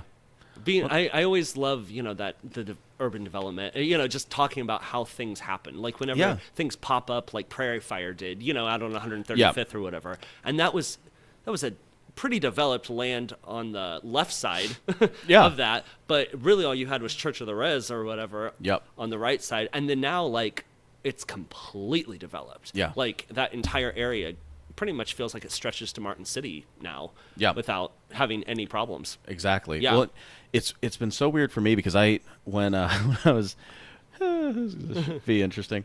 Back in the days where I was hanging out with my buddy that I grew up with, and he was this was before I went to college. We were in high school and everything, and he had like his group of buddies from Rockhurst, and like everybody had more money than we did. And but we'd go out and it was like all these people were gathered for street racing on 135th Street, and so it was entertaining to see. Like we saw some amazing cars and just like got to know a lot of different people. But even when we were out doing that, it was like, so there's houses, a couple of businesses here and there, and that's farmland. And now there's a massive church. There's, what's the place called? Van Mar or whatever it is. Prairie Fire. Yeah, all of that. Like, and now the development south of there as far as housing goes is insane. But like I graduated in '05, in college 4 years, started my career, started my family and everything. And now when I go back, because my parents go out there a lot because they're from Raymore and my mom works in Leawood. So like they're out there constantly. That's just kind of like their meetup spot is all those different spots. And it's interesting because when we meet, I just go out there and go, what the fuck? It blew up out of nowhere. Yeah. And I mean, and you think about when it blew up. It didn't blow up like when the market was going, straight up. It was when it dove. Right. I seem to really think that was like what, 2007, 8 is maybe whenever like Van Meur or whatever was starting to get built, and even that was on its own. Oh yeah, out there, that kind of looked like a spaceship sitting there by itself. Well, that church, is it Church of the Resurrection? That's the giant one, like the starship. Sure, yeah, that one. I remember it going up, and they had like the one wall, and I was like, "What the fuck are they building?" It's huge. Yeah, I've never been there. Like, I'm not terrified by like giant buildings or anything, but I look at that thing, I'm like, that's terrifying. That is a spaceship that landed in the middle of Kansas. It is. Yeah. I work there from time to time. Oh, do you? I am there, not the religious side, because they hire an atheist, which is crazy to work there. Interesting. But I direct their Christmas show every year. Gotcha. Their huge Christmas at the Res show. I'm sure it's huge. Everything's bigger in Leawood, Kansas, apparently. It is ginormous. Yeah. I believe I'll have to go out there when you're working out there because I'm afraid to like even approach it. I'm afraid I'm going to set on fire when I go in there. Largest stained glass window in the world, ladies and gentlemen, is the backside of that, the longest. I believe that is a $28 million stained glass window. I think their sanctuary is a $70 million sanctuary. See, why didn't you guys start off as a church? We took a church that was abandoned and turned it into a performance space. Because churches, tend to rise and fall as well. Yep. Uh-huh. They do. Yeah. They're, I'm sure, I won't lose a job. Who cares? 6 stained glass windows that were built for my last Christmas of the Res show was about close to the same operating budget that I had to put on an entire season of theater. And they built it for a weekend and threw them away. You're like, no, give them to me. Yes. Give them to me. Yes. Yeah. But it's amazing. It is definitely the only time I get to work with 500 people at one time. Wow. That's a lot. Yeah, we had like 200 people in the choir, about 100 or so in the orchestra, and then another 100 or so performers. I'll have to come out and check that out. You will. Yeah. Have you ever seen inside of that No. space? I will show you a photo of what the inside of that room looks like. I can't even imagine. Yeah. Yeah, it was amazing. And I worked there before they built the new sanctuary. So the old one looked insane, and now this new one. Yeah, it's the Starship Enterprise. Yeah. Like, oh, yeah. You can't miss that.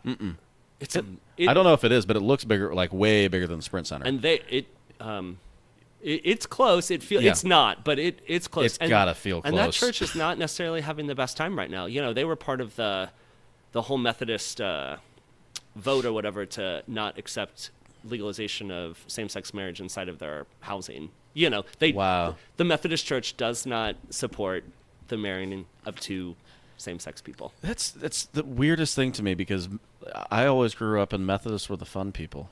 Well, that is what that particular church is struggling with, is that they are definitely open to all people, but their I see. Their master, if you will, does not allow for them to, and it went to a vote. Their pope. Yeah. Yeah. And it went to a vote. They had some seminar, in, what was that, January, February, and they voted that if you perform it, you will lose your whatever stupid thing that they give you, your money or whatever that goes to it. Yeah. So that church is definitely dealing with that, especially knowing that they have someone like me who directs their Christmas show. Does it make you just want to put on like the most flamboyant outfits every time you come in? It kind of does. Yeah. But then I'm also just like, I'm not. Yeah. I like, that's the part too, is if I was flamboyant, I think I would be. Yeah. But I'm not. And I don't want to make people who are already uncomfortable more uncomfortable. Yeah. I feel I've been... You're such a good person. Maybe. I feel like I'd want to go in there just like Elton John. Well, I mean, I do. I do want to, but I don't think that it will serve the purpose that I want it to serve. Fair enough. Yeah. I think I can walk in my rainbow coat somewhere else and do that. And I don't want to say that I think I'm lucky that I'm not flamboyant, because I don't mean that at all. That's not like gay shaming whatsoever. Yeah. It's just I feel I am able to communicate with all sides, unfortunately, in 2019, because I'm not Elton John walking in those doors. Gotcha. And I never was. And it's kind of funny to... Just been you. I was me. Always be you. It was really fun. My parents were able to sort of teach me to just be myself. So that was nice to have that support pretty much from the very beginning. That's fantastic. Yeah. Yeah. I can't believe it. Yeah. And now it also has set me up to sort of have a really fucked up viewpoint of life, because I've been completely supportive. I am married. I have a husband. I have a business. Like, my hard work has come with rewards and not necessarily a ton of like negative repercussions. So I feel very like, is the shoe gonna drop? It's like this horrible paranoia that all the time. That's a lot to live up to whenever you kind of and maybe I do fail. Look at me. I'm literally going through my own therapy session right here. So maybe I fail, and I'm just maybe decent at like going through those steps and figuring out why failure happened, because I don't. I fail all the time, but it doesn't end my track in life for me.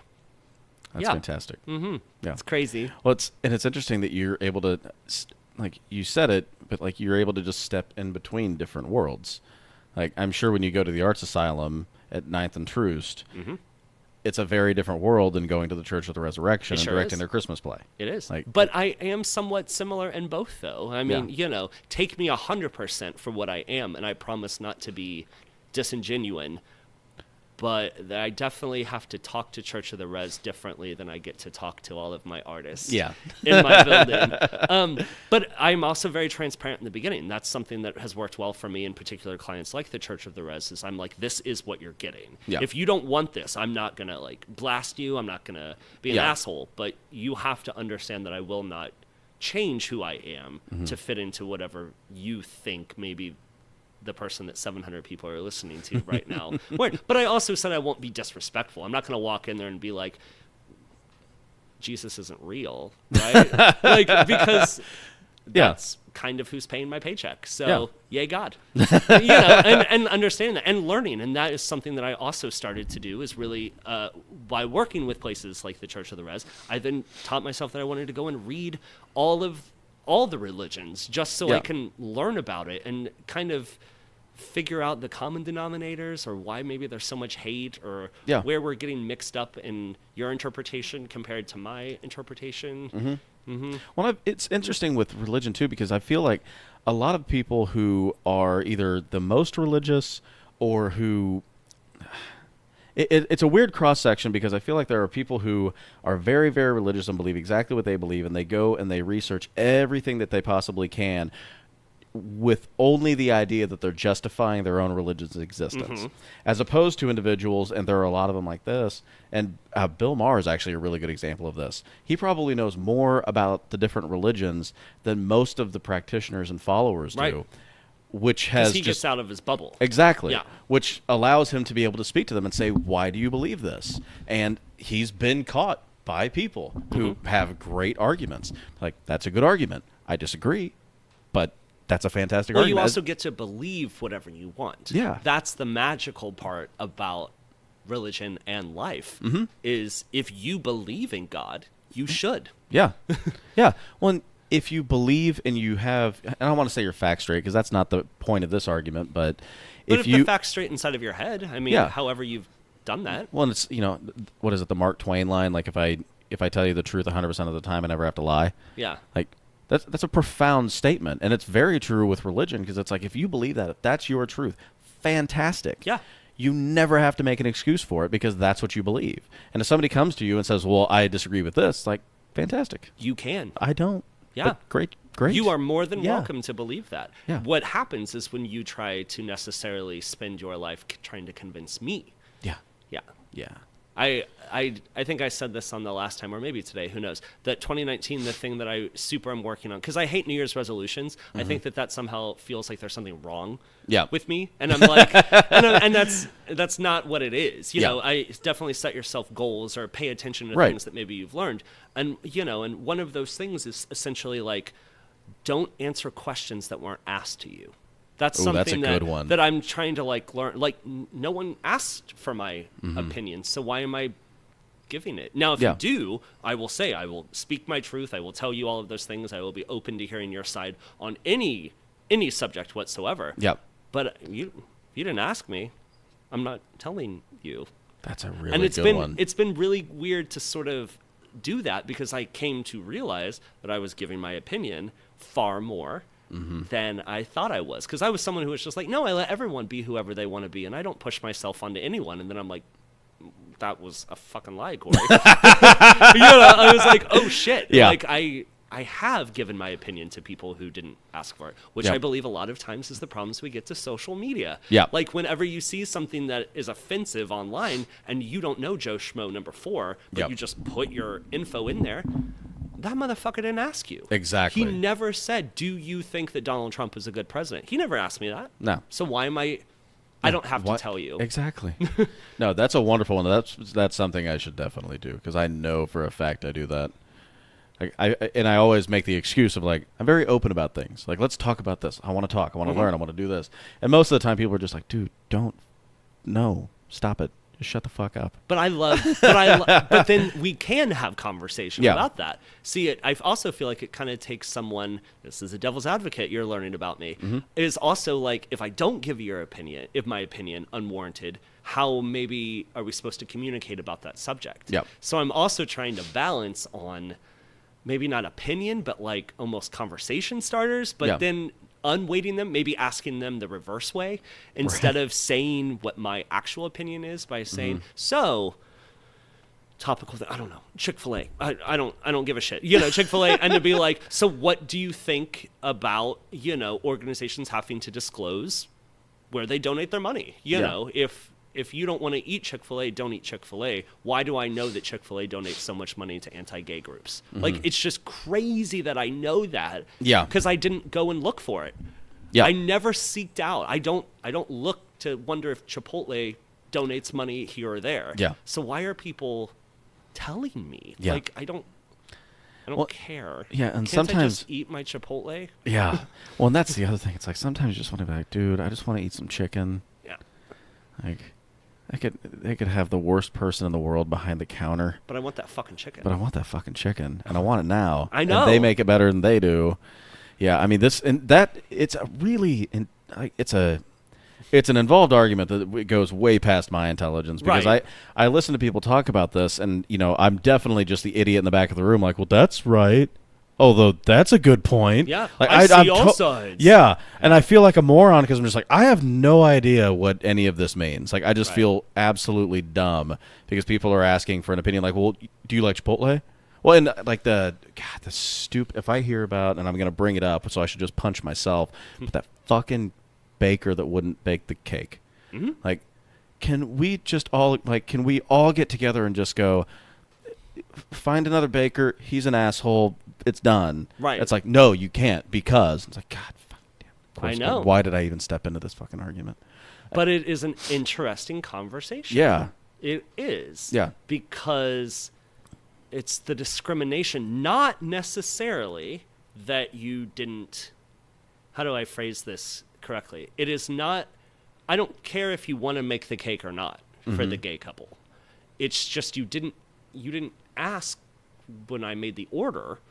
Right? Like, so it's also that thing of like, you can't punish me if you don't you need to make sure that you let people know we don't like to bake cakes for gay people, because then I wouldn't go there. But if I went there thinking you would bake my cake and then I somehow learn now that you don't want to, that's where the conflict came. Yeah. I now know not to go to that bakery. Right. And Yeah. I think that people, they don't want my business anyway. So why can't we just call it like a deal? Yeah. You do your straight wedding cakes. I'm going to go give my gay money to this baker over here. Yeah. You don't have my money. You have your morals.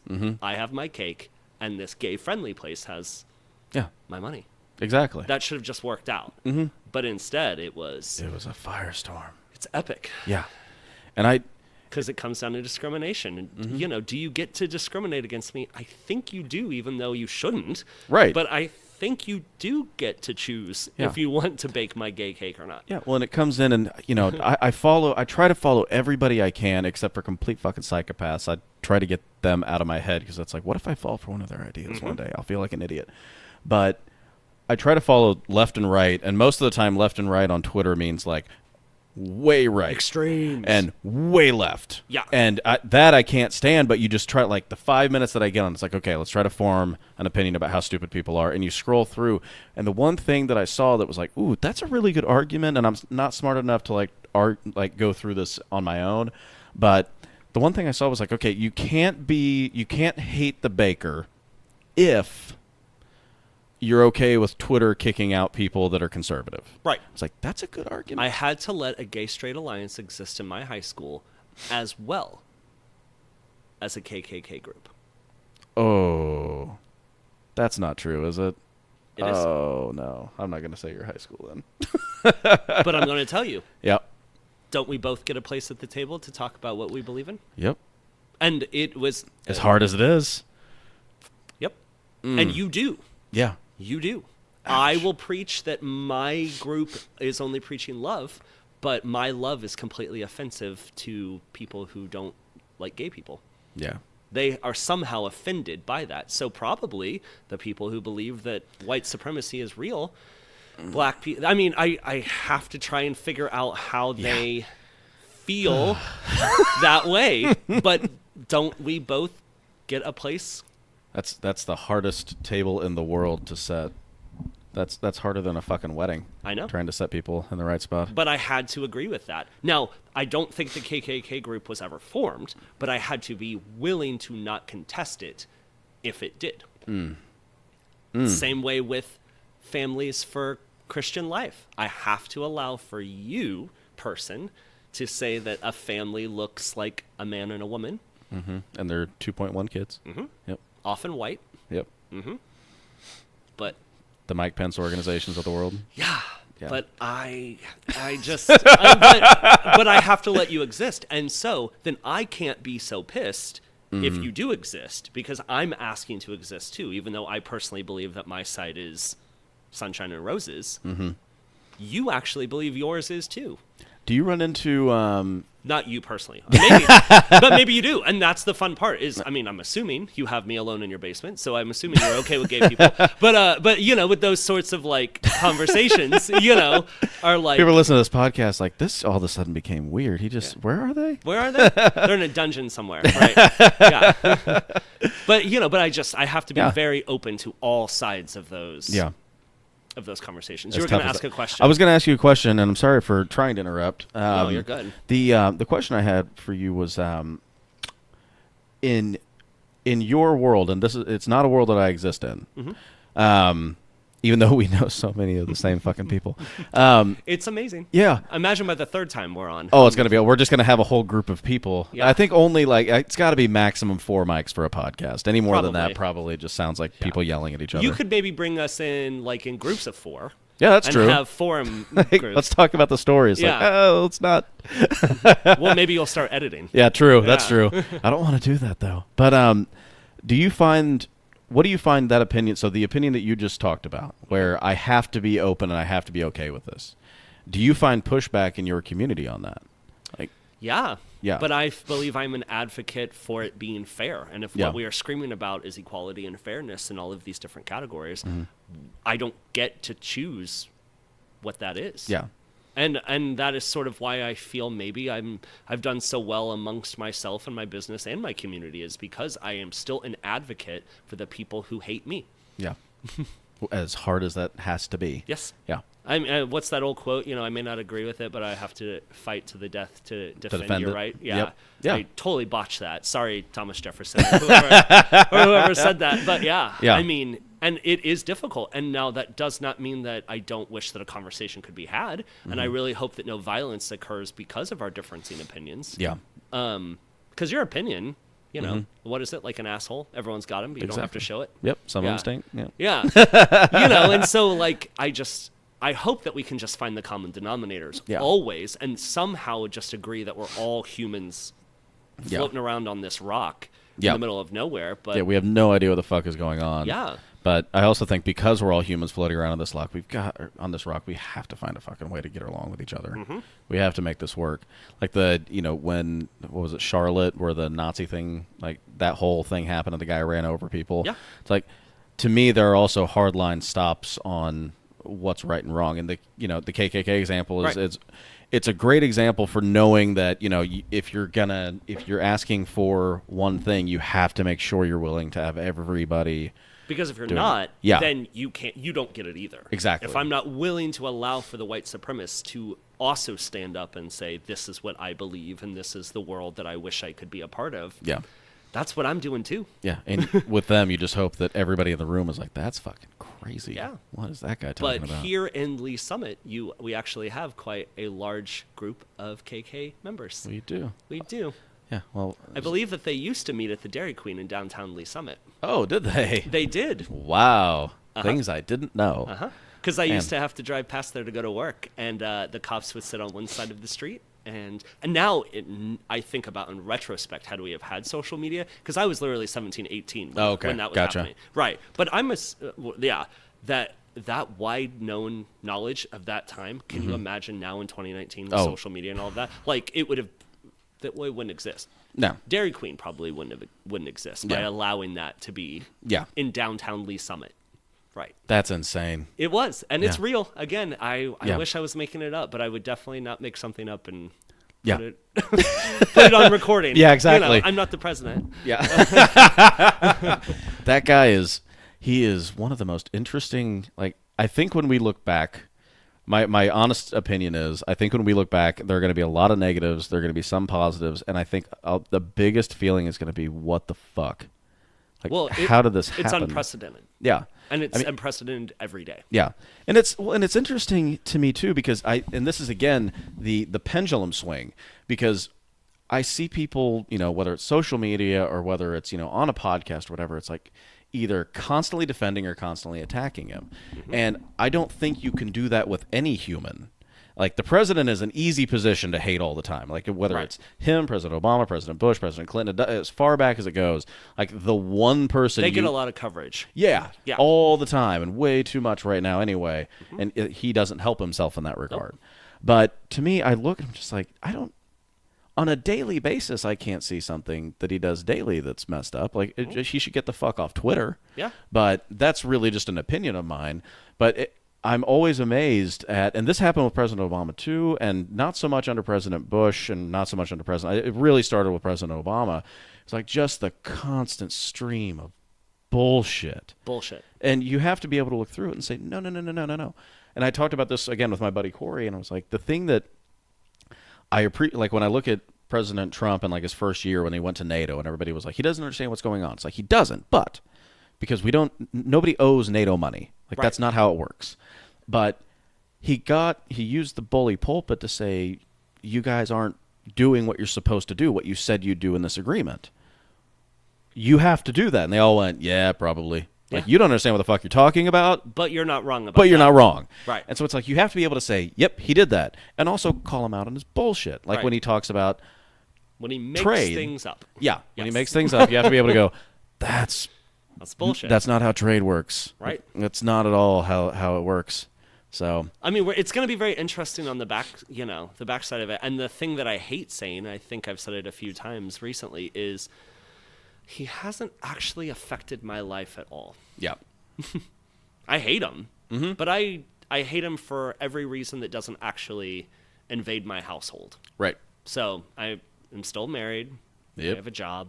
Yep. I have health care. Yeah. Yep. So, well, I mean, like, thanks. President Obama, it's like, did he end up taking guns away? No. Like, I had although the school shooting this week is another shitty one. Yep, exactly. And that's an issue I find myself so on the fence about, because I'm a huge Second Amendment supporter. I'm not trying to take your guns. Oh, I know, and it's like, but I'm also a huge sanity supporter, and I don't know what the fuck is going on. Is it Australia, right, that is gun-free? Is that? Yeah, they gathered them all up, and it's like the conservative nightmare scenario. But did they really do that? Did they walk around and take everyone's guns? I don't think they walked around and took everybody's guns. I think they had like a buyback program or something, and then, again, this is me speaking out of my ass. Yeah. But if I remember right, they had the buyback program, and then like everyone that had one, if it was found, it was like a huge fine, or it was like jail time or something like that. So again, like that's where my founding father brain just like starts going off like crazy. It's like, what the fuck? I think you can have your musket to defend yourself against the government if they come and take your house. Yeah. Well, when the government, and again, it's like when the government had muskets, and then my brain also goes, but we don't have nukes at home. Like, we don't have a lot of things. And again, it's one of those, like, I find myself so on the pro-gun side, and then I hear some of the shit that gets spouted, and I'm like, now I find myself over here, and I don't know what part is sane anymore. I don't know. Because to me, it's like, you should be able to, but a lot of fucking idiots have them. I'm trying just not to get people killed. Yeah. If I could figure it out, I think maybe I'd be president. Yeah. Or something. But I can't figure it out. I personally don't want one. You can have one. Yeah. How can we both get what we want? Exactly. Without me having to do active shooter drills. Yeah, exactly. And I mean, that's the big thing. Like, when they started talking about arming teachers, it's like, I'm sure there are teachers that are probably like, fuck yeah, I use a gun all the time. I have a conceal and carry. That worked perfect. I can't trust that you're sane enough to not fly off the handle and blow me up. Yeah. Or somebody, just like what happens with, kids at home, that, the dad or the mom doesn't lock the gun up properly one time. The kid gets it out and they kill themselves.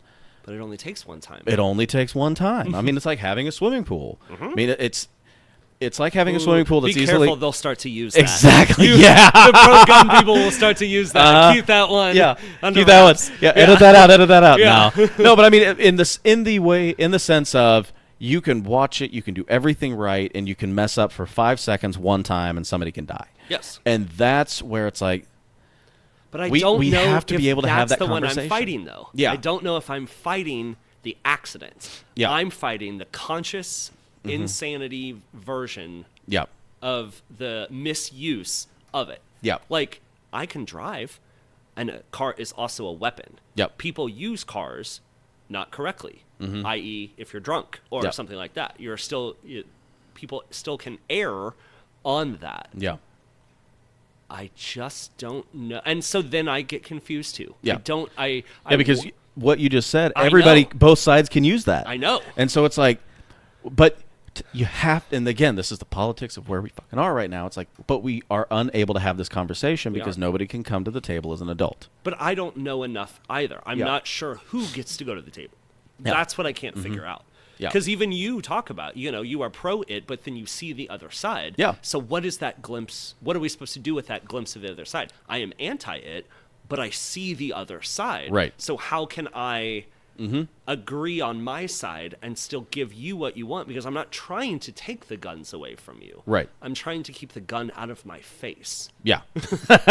And as someone who has been held up at gunpoint, Oh. I'm still glad that I didn't have a gun on me. I don't know how that gun would have solved anything Right. in that moment. Yeah. I think it would have just escalated it and made it much, much worse. Yeah. And again, that's just my forethought. I have Yeah. no idea. It might have changed Yeah. something, but I didn't get shot, luckily, and all Yeah. those things. So really, that was just used as a tactic to scare the shit out of me. And I don't like that person took my safety away from me by having that ability Yeah. on the street. Well, and you can get into, you can, kind of tree branch that argument out, because then you look at, if you're pro-police, it's like you can be as pro-police as possible. I have a very close family member that's a policeman. I hear horror stories about what that guy has to go through. Yeah. And then you see videos where, like what happened in Ferguson, and not just the interaction between Mike Brown and the officer. Like, not saying that we shouldn't talk about that. Yeah, not saying we shouldn't talk about that, but take that, push it aside for this moment or for this conversation and say, why the fuck was there a tank? Like, why was there tactical gear? Yeah. Why was all of that stuff going on? While St. you're trying Louis. to calm it down. Yeah, while you're trying to calm it down. Like, do you? It's like saying to someone, look, calm down. It's never worked when you tell no, someone to exactly. calm down. Yeah. Yeah. But you look, what happened in like Venezuela over the weekend, and there's a tactical vehicle running over people. It's like, do you think that helped at all? Well, it just showed your dominance. Yeah. Yeah. Yeah. It showed that I can't. And it actually makes me want to fight against you. Yeah, exactly. Because I'm like, you shouldn't have that much power. Exactly. Yeah. Yeah. You shouldn't be able to get away with that to your own citizens. And it's the same thing we see, and it's that it's gone from, or we've been at war for 19 fucking years. We have. And now all of those pieces of equipment are getting sold to different departments, so they're having military-style equipment because of grants that they're asking for. It's like, okay, cool. I'm glad it looks neat. Why the fuck is that here? Right. That Well, I wasn't mean, that's my question to you. You Yeah. may be gun supporting, but do you want a semi-automatic in your house? I mean, I do. You do. What's it for? If you mind sharing. No, honestly. So I have been. So me personally, Yeah. I don't have one. I grew up around them, but I had a father that was very much like, we only bring these out when we're either one, cleaning them, in which case you always check them. Like you're respectful of them, you fear it. Gun you do knowledge is smart. Exactly. I'm glad that exists. Yeah. Yes. So all of those were, they were all in the safe all the time, except for the one that he put higher up than anybody needed to. Did you know where that was? Huh? I did, and I had no way to access it, and it was always there. He was a freak. He's not like everybody, which is the negative. But I like it because I enjoy target practice. Sure. I've never been hunting, but I've always been interested in it. So it's one of those things like I would absolutely do that. But I also, I have a bow that I practice with, and that interests me way more. Well, that's game. That's the sport. Yeah, exactly. That's the sport. I don't mind the sport of hunting. Yeah. But again, then the argument gets into, well, that's not why the Second Amendment exists. It's not. Right. It's not for deer that are getting out of hand. Uh-huh. Yeah. So It's for food. It's you for can go food. and hunt that Yeah, deer I can if go- you eat that Yeah. deer. But if the government comes, I got to be able to protect myself. You do. Yeah. It's a weird argument. It is. Yeah. And It's, and there's no right answer. there isn't, and that's the problem. Yeah. Is that we're all searching for it. Yeah.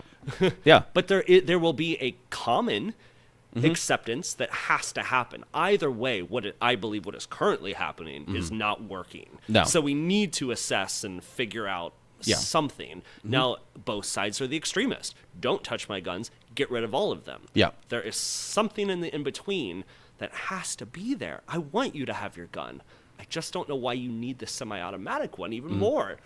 But Yep. and that's not for now. That's the generic you, not necessarily you. Like, No, yeah, no, and I yeah. understand. And I mean, I think gun owners would say, like, well, technically my 22 rifle that I used to deer hunt, or my, not a shotgun, but I mean, anywhere from a 410 to a 22 to, name your 30-06. It's like those weapons can be semi-automatic just because, it's da-da-da-da-da-da-da. I have a 10-shot 22 at my dad's house. It's the exact same way. Right. But that's just that weapon as opposed to a semi-automatic like a Glock.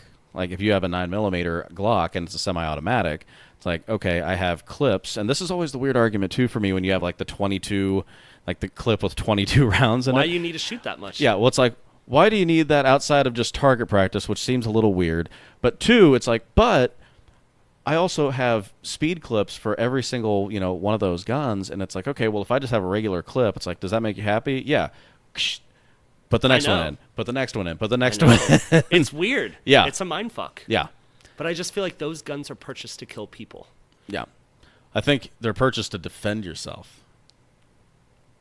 Verbiage. No, in the best way. Yeah. Yeah. Yeah. Well, Yeah. and again, that's the argument you're talking about. It's a small line. It shouldn't be, but it's a small line. And also knowing that I come from a line of no guns. Yeah. Talk about nature versus nurture. Yeah. Nothing. Uh-huh. I don't have them anywhere in my lineage. Yeah. Going back to my grandpa and further back besides. Oh, wow. So I Yeah. come from the complete opposite side when I sit at the table to be like, well, my entire family has somehow survived to this day and never held one. Yeah. Yeah. We definitely come from a different different But yet we still end up right here Right. together, existing. You can do your world and I'm doing my world, and it's not affecting that one. It's almost like I'm wrapping back to a different conversation. That one through line does not divide us. Right. It is just a difference between how we both are coexisting in this same moment. Like you and I are chilling here right now in this time, and I don't need or know or care how you vote, what kind of gun you have, whatever, because we are spending the time learning and having a conversation with each other. And that is why I go on podcasts, and that is why I love learning from people, is because I don't know if I would have known any of those things about you. Yeah. And now I do, because we took the time to sit down and talk to each other. That's a wonderful statement. Very good. Yeah, like it's really cool. Yeah, absolutely. Well, again, disagree, agree, somewhere in the middle, it doesn't matter as long as you're able to have those conversations and learn from other people. And you I get come to- away with something. And I can walk away and be like, I thought that thing was bullshit that he said, but that one thing was, I never would have thought of that. And I hope that I am, learned enough to take those things away and apply them to myself and then erase the things that don't matter. Yeah. Because I'm also going to forget parts of our conversation, because that's the nature of it. luckily we have it, fingers crossed, recorded. Yeah, exactly. Got a whole new setup. If this Yeah. fucking thing doesn't, I'll throw it out of the window. So we talked about gun control. Let's talk about something easy. You want to talk about abortion? Sure. No, fuck no, not right now. That is a conversation. I don't when get to tell any woman what they can do with their body. Yeah, and yeah, it's. I had to fill out when I ran for Congress. I knew yeah. I knew I had to. I felt like I'm gonna lose. It's probably not the best idea socially, but I feel like because I'm running, I have to put it out there what I believe, and so I did, and I filled out everything that I possibly could, and I should have done more, but it was just one of those things like, Jesus Christ, I didn't realize how much mail you get. Yes. How many things you're invited to. Right. It's like, I've got to draw the line somewhere, but I tried to fill out like any of the ones that are easy, like that you type in 5th District, State of Missouri, or Alexander Howell. When you type that in, where does it take you? So as soon as I figured that out, I tried to fill out every single thing that I could. And that was one that was really weird for me because, I 100% agree that you can't tell a woman what to do with her own body. Mm-hmm. I've also had 2 kids that were born premature. Mm-hmm. And so when I hear, people that are saying like, well, you can have late-term abortion, it's like, boy, that 3-pound kid that came out is still kicking. Mm-hmm. And I don't know if I can agree with that. So but I don't think anyone's telling you to abort that kid. Yeah. Well, I mean, but I think it's and again, this is just from my experience. Yeah. Oh, yeah. No, that's the beauty. Yeah. It was one of those things like that. Everything about that argument changed at that point. And I honestly think that I would still be 100% in favor of abortion. I'd be pro-choice if I hadn't had that experience. Because if my kid was at term, I would have just been like, well, fuck yeah. Mm-hmm. But having that experience and seeing the other like kids that were born like even like 24 weeks in our wing, it's just like, oh. Do you equate pro-choice with pro-abortion? In what way? Meaning, I could be pro-choice and say I don't get to tell you what you can do with your body, but that does not mean that I think that you should ever get an abortion. Yeah, this is where the complication comes in. I'm sure. Yeah. So I think my issue is my true comment is I 100% agree that I should never be able to tell anybody else. Mm-hmm. A woman, man, Mm-hmm. doesn't matter. Anybody else what they can do with their own body. That's why, like, when people are like, I'm pro marijuana legalization, I'm like, I'm pro fucking everything. So everyone can do whatever they want. Yeah, they can do whatever they want. Right. But the issue that I have with it is, when does that also entail 2 bodies? Because I can absolutely tell somebody what you can do with your own body, but there's another person inside of you, which means that is now 2 humans. May I ask you a question? Yes. Do you no, I'll just say it. So I have a situation where a woman had an abortion and never asked me because she lied and said she didn't know who the dad was. So I definitely think that maybe if you do have an abortion, 2 signatures or some way should be figured out, because I was able to completely bypass that entire thing and no one asked my opinion on it. Mm-hmm. So it is difficult for me to stand and say, you can do whatever you want with your body, while knowing that it takes 2 to tango to have sex sometimes. But did anyone tell you during your kid's stuff that you should terminate that pregnancy? To me personally? Yeah. No. Right. Nobody. Right. No. Have you ever known anyone to have an abortion? Yes. Yep. And do you think that they're bad people for that? That's a tough one. Do I still like the person? Yeah. Would I call them? Would I hang out? Yeah. Oh, sure. It's I think it's judging the individual as a whole, not on just the action. Sure. If somebody. So is abortion ever okay? Of course. So you are pro-choice? In some ways. Yeah. Yeah. Yeah. Well, I mean, if somebody came to me and said, I was raped. It was not my choice. It wasn't anything like that. And I'm getting rid of it in the first trimester as soon as possible. Mm-hmm. Be like, okay, totally understand. Not your choice. Was not yours. I get it. If somebody came to me and said that this baby is going to kill me. I have cancer. I have to take chemo right now. Mm-hmm. I want the kid, but it has to happen. I'd be like, that means that 2 people are going to die. Mm-hmm. So yeah, definitely. But if I remember right, and I think it was a Rasmussen poll, I could be wrong about that, so don't quote me, but I think that happens in like 2% of cases. Mm-hmm. So then it's like, okay, if we're okay with that, then what's the other 98% look like? Mm-hmm. And to me, that's where it's like, those 2 are like, yeah, yes. The other 98% are going to be the difficult ones. I know. And it's just like anything else. It's like, But I don't know if it can be, I don't know if on the piece of paper, mm-hmm. if you get to explain. Yeah. Yeah. Write an essay for me so that I always know this in perpetuity. Yeah. Right.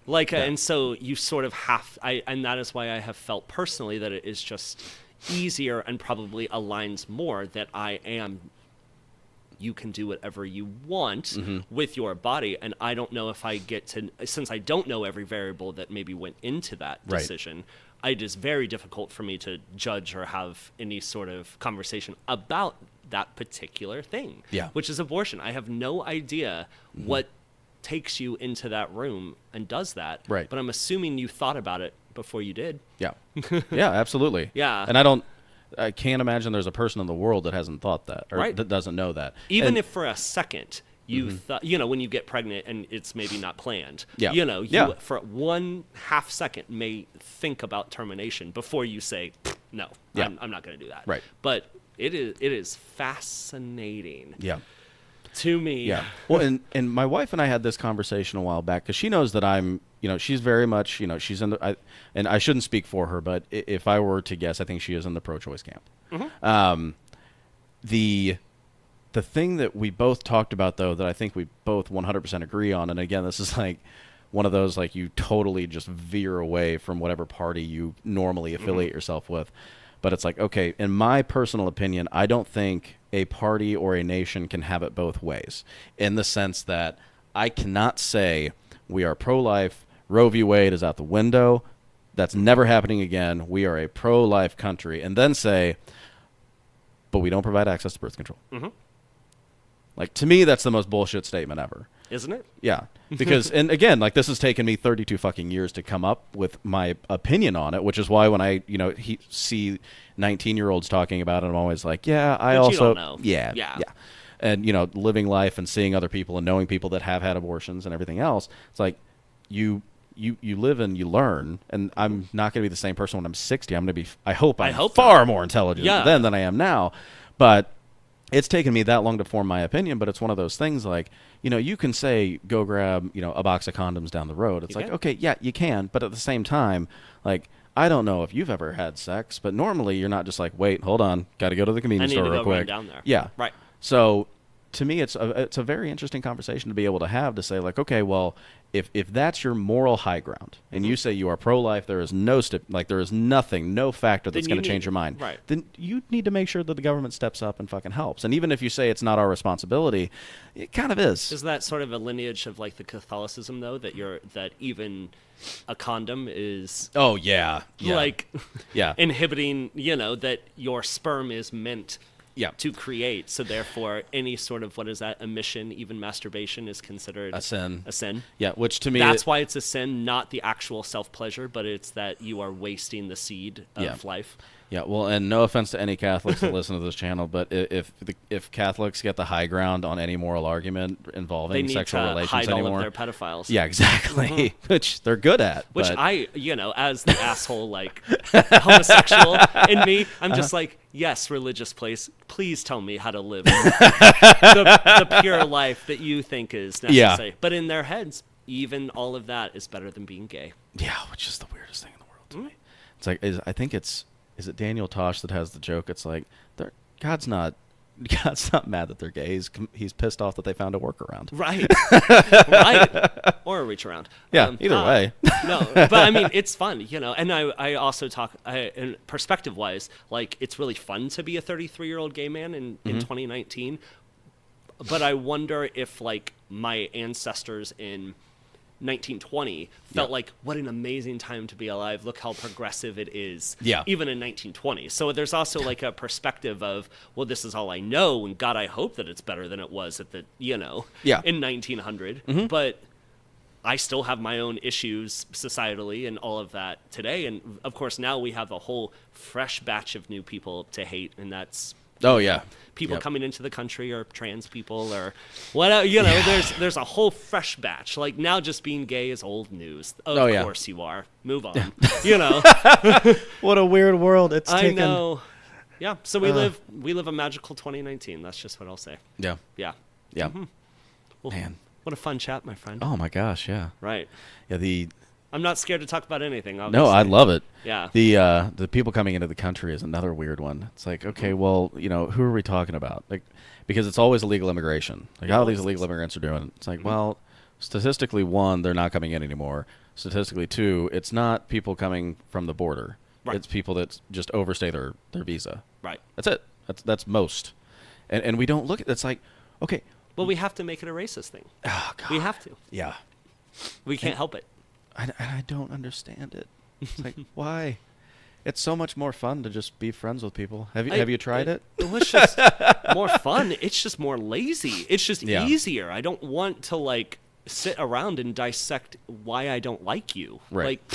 Like, I probably have pretty good, you know, inclination, or, you know, whatever, to decide if I like you, no matter if you were born a man or a woman, or if you are from a different country. I mean, you could have been born in Sweden. I don't fucking know. Yeah. And does that mean I don't like you? Just because you're from Sweden? Today? Yeah, Cool. exactly. I didn't know that you were from Sweden. So now it becomes a racist thing because we can see their skin color. Yeah. Yeah.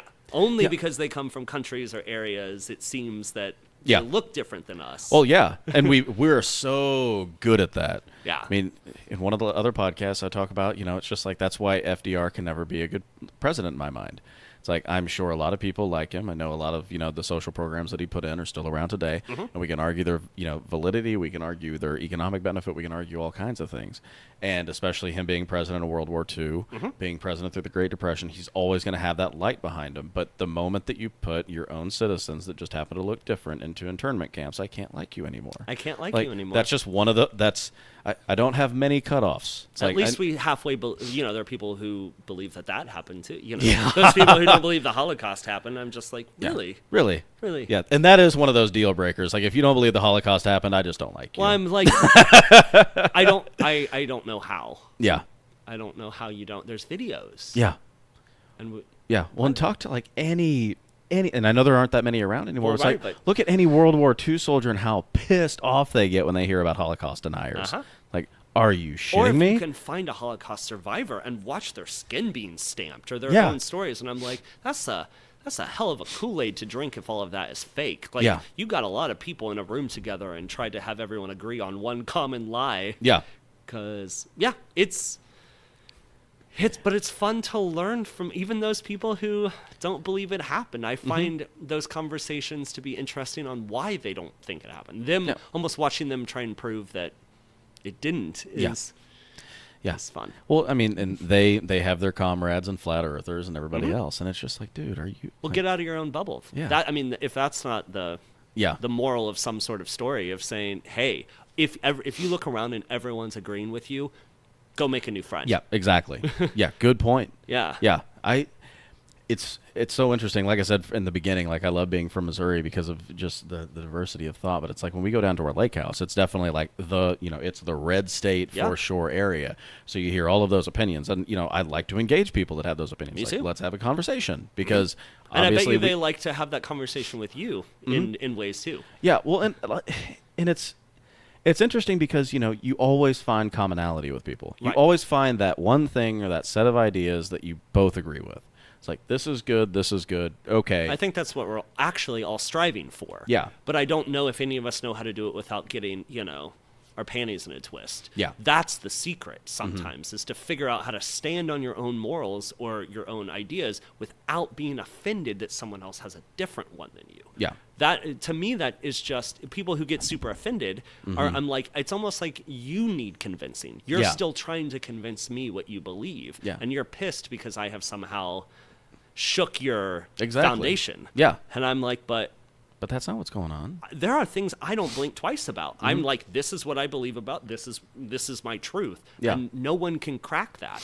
Yep. Like, and I don't know if some of those things are right or wrong, but so again, to my devil's advocacy, I'm sure that people think that there are things that I believe that are wrong, but I didn't ask if you thought it was right or wrong. I didn't go to you for permission. I didn't ask you, what do you think? I'm Yeah. living my life, and if you have an opinion about it, I would love to discuss it, but Yeah. you need to know that you are offering an opinion of something I didn't ask, Yeah. i.e. 2019's goal. Yeah, exactly. Yeah. Yeah, and maybe it's because I got tired of people asking me to agree with their opinion. Yeah. I mean, in some way. It took me a second. Yeah, I to know.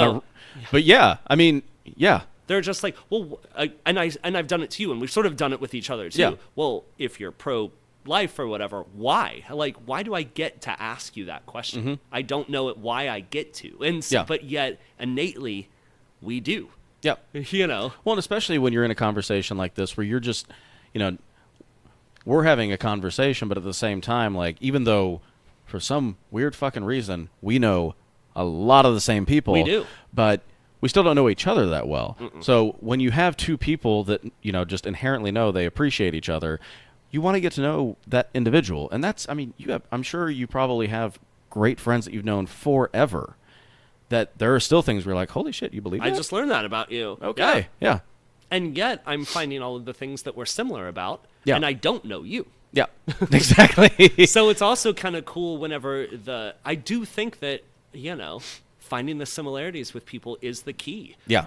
We haven't spent a lot of time talking about our differences, and I don't know if there's necessarily room for that outside of the normal conversation that we're having. But we didn't start this podcast by saying, what do we disagree on? Right. We started it with, hey, we are two human beings sitting here together having a conversation. Let's figure out why we still want to talk to each other. Exactly. 2 hours later. Yeah, exactly. Those sorts of things. And I think that those are the fascinating things. Is there's some times that I've interviewed people on my own podcast, and I'm like, okay, well, it has been a pleasure. Boy, this is only 25 seconds into this. And then there's others where I get lost in time. Yep. Yeah.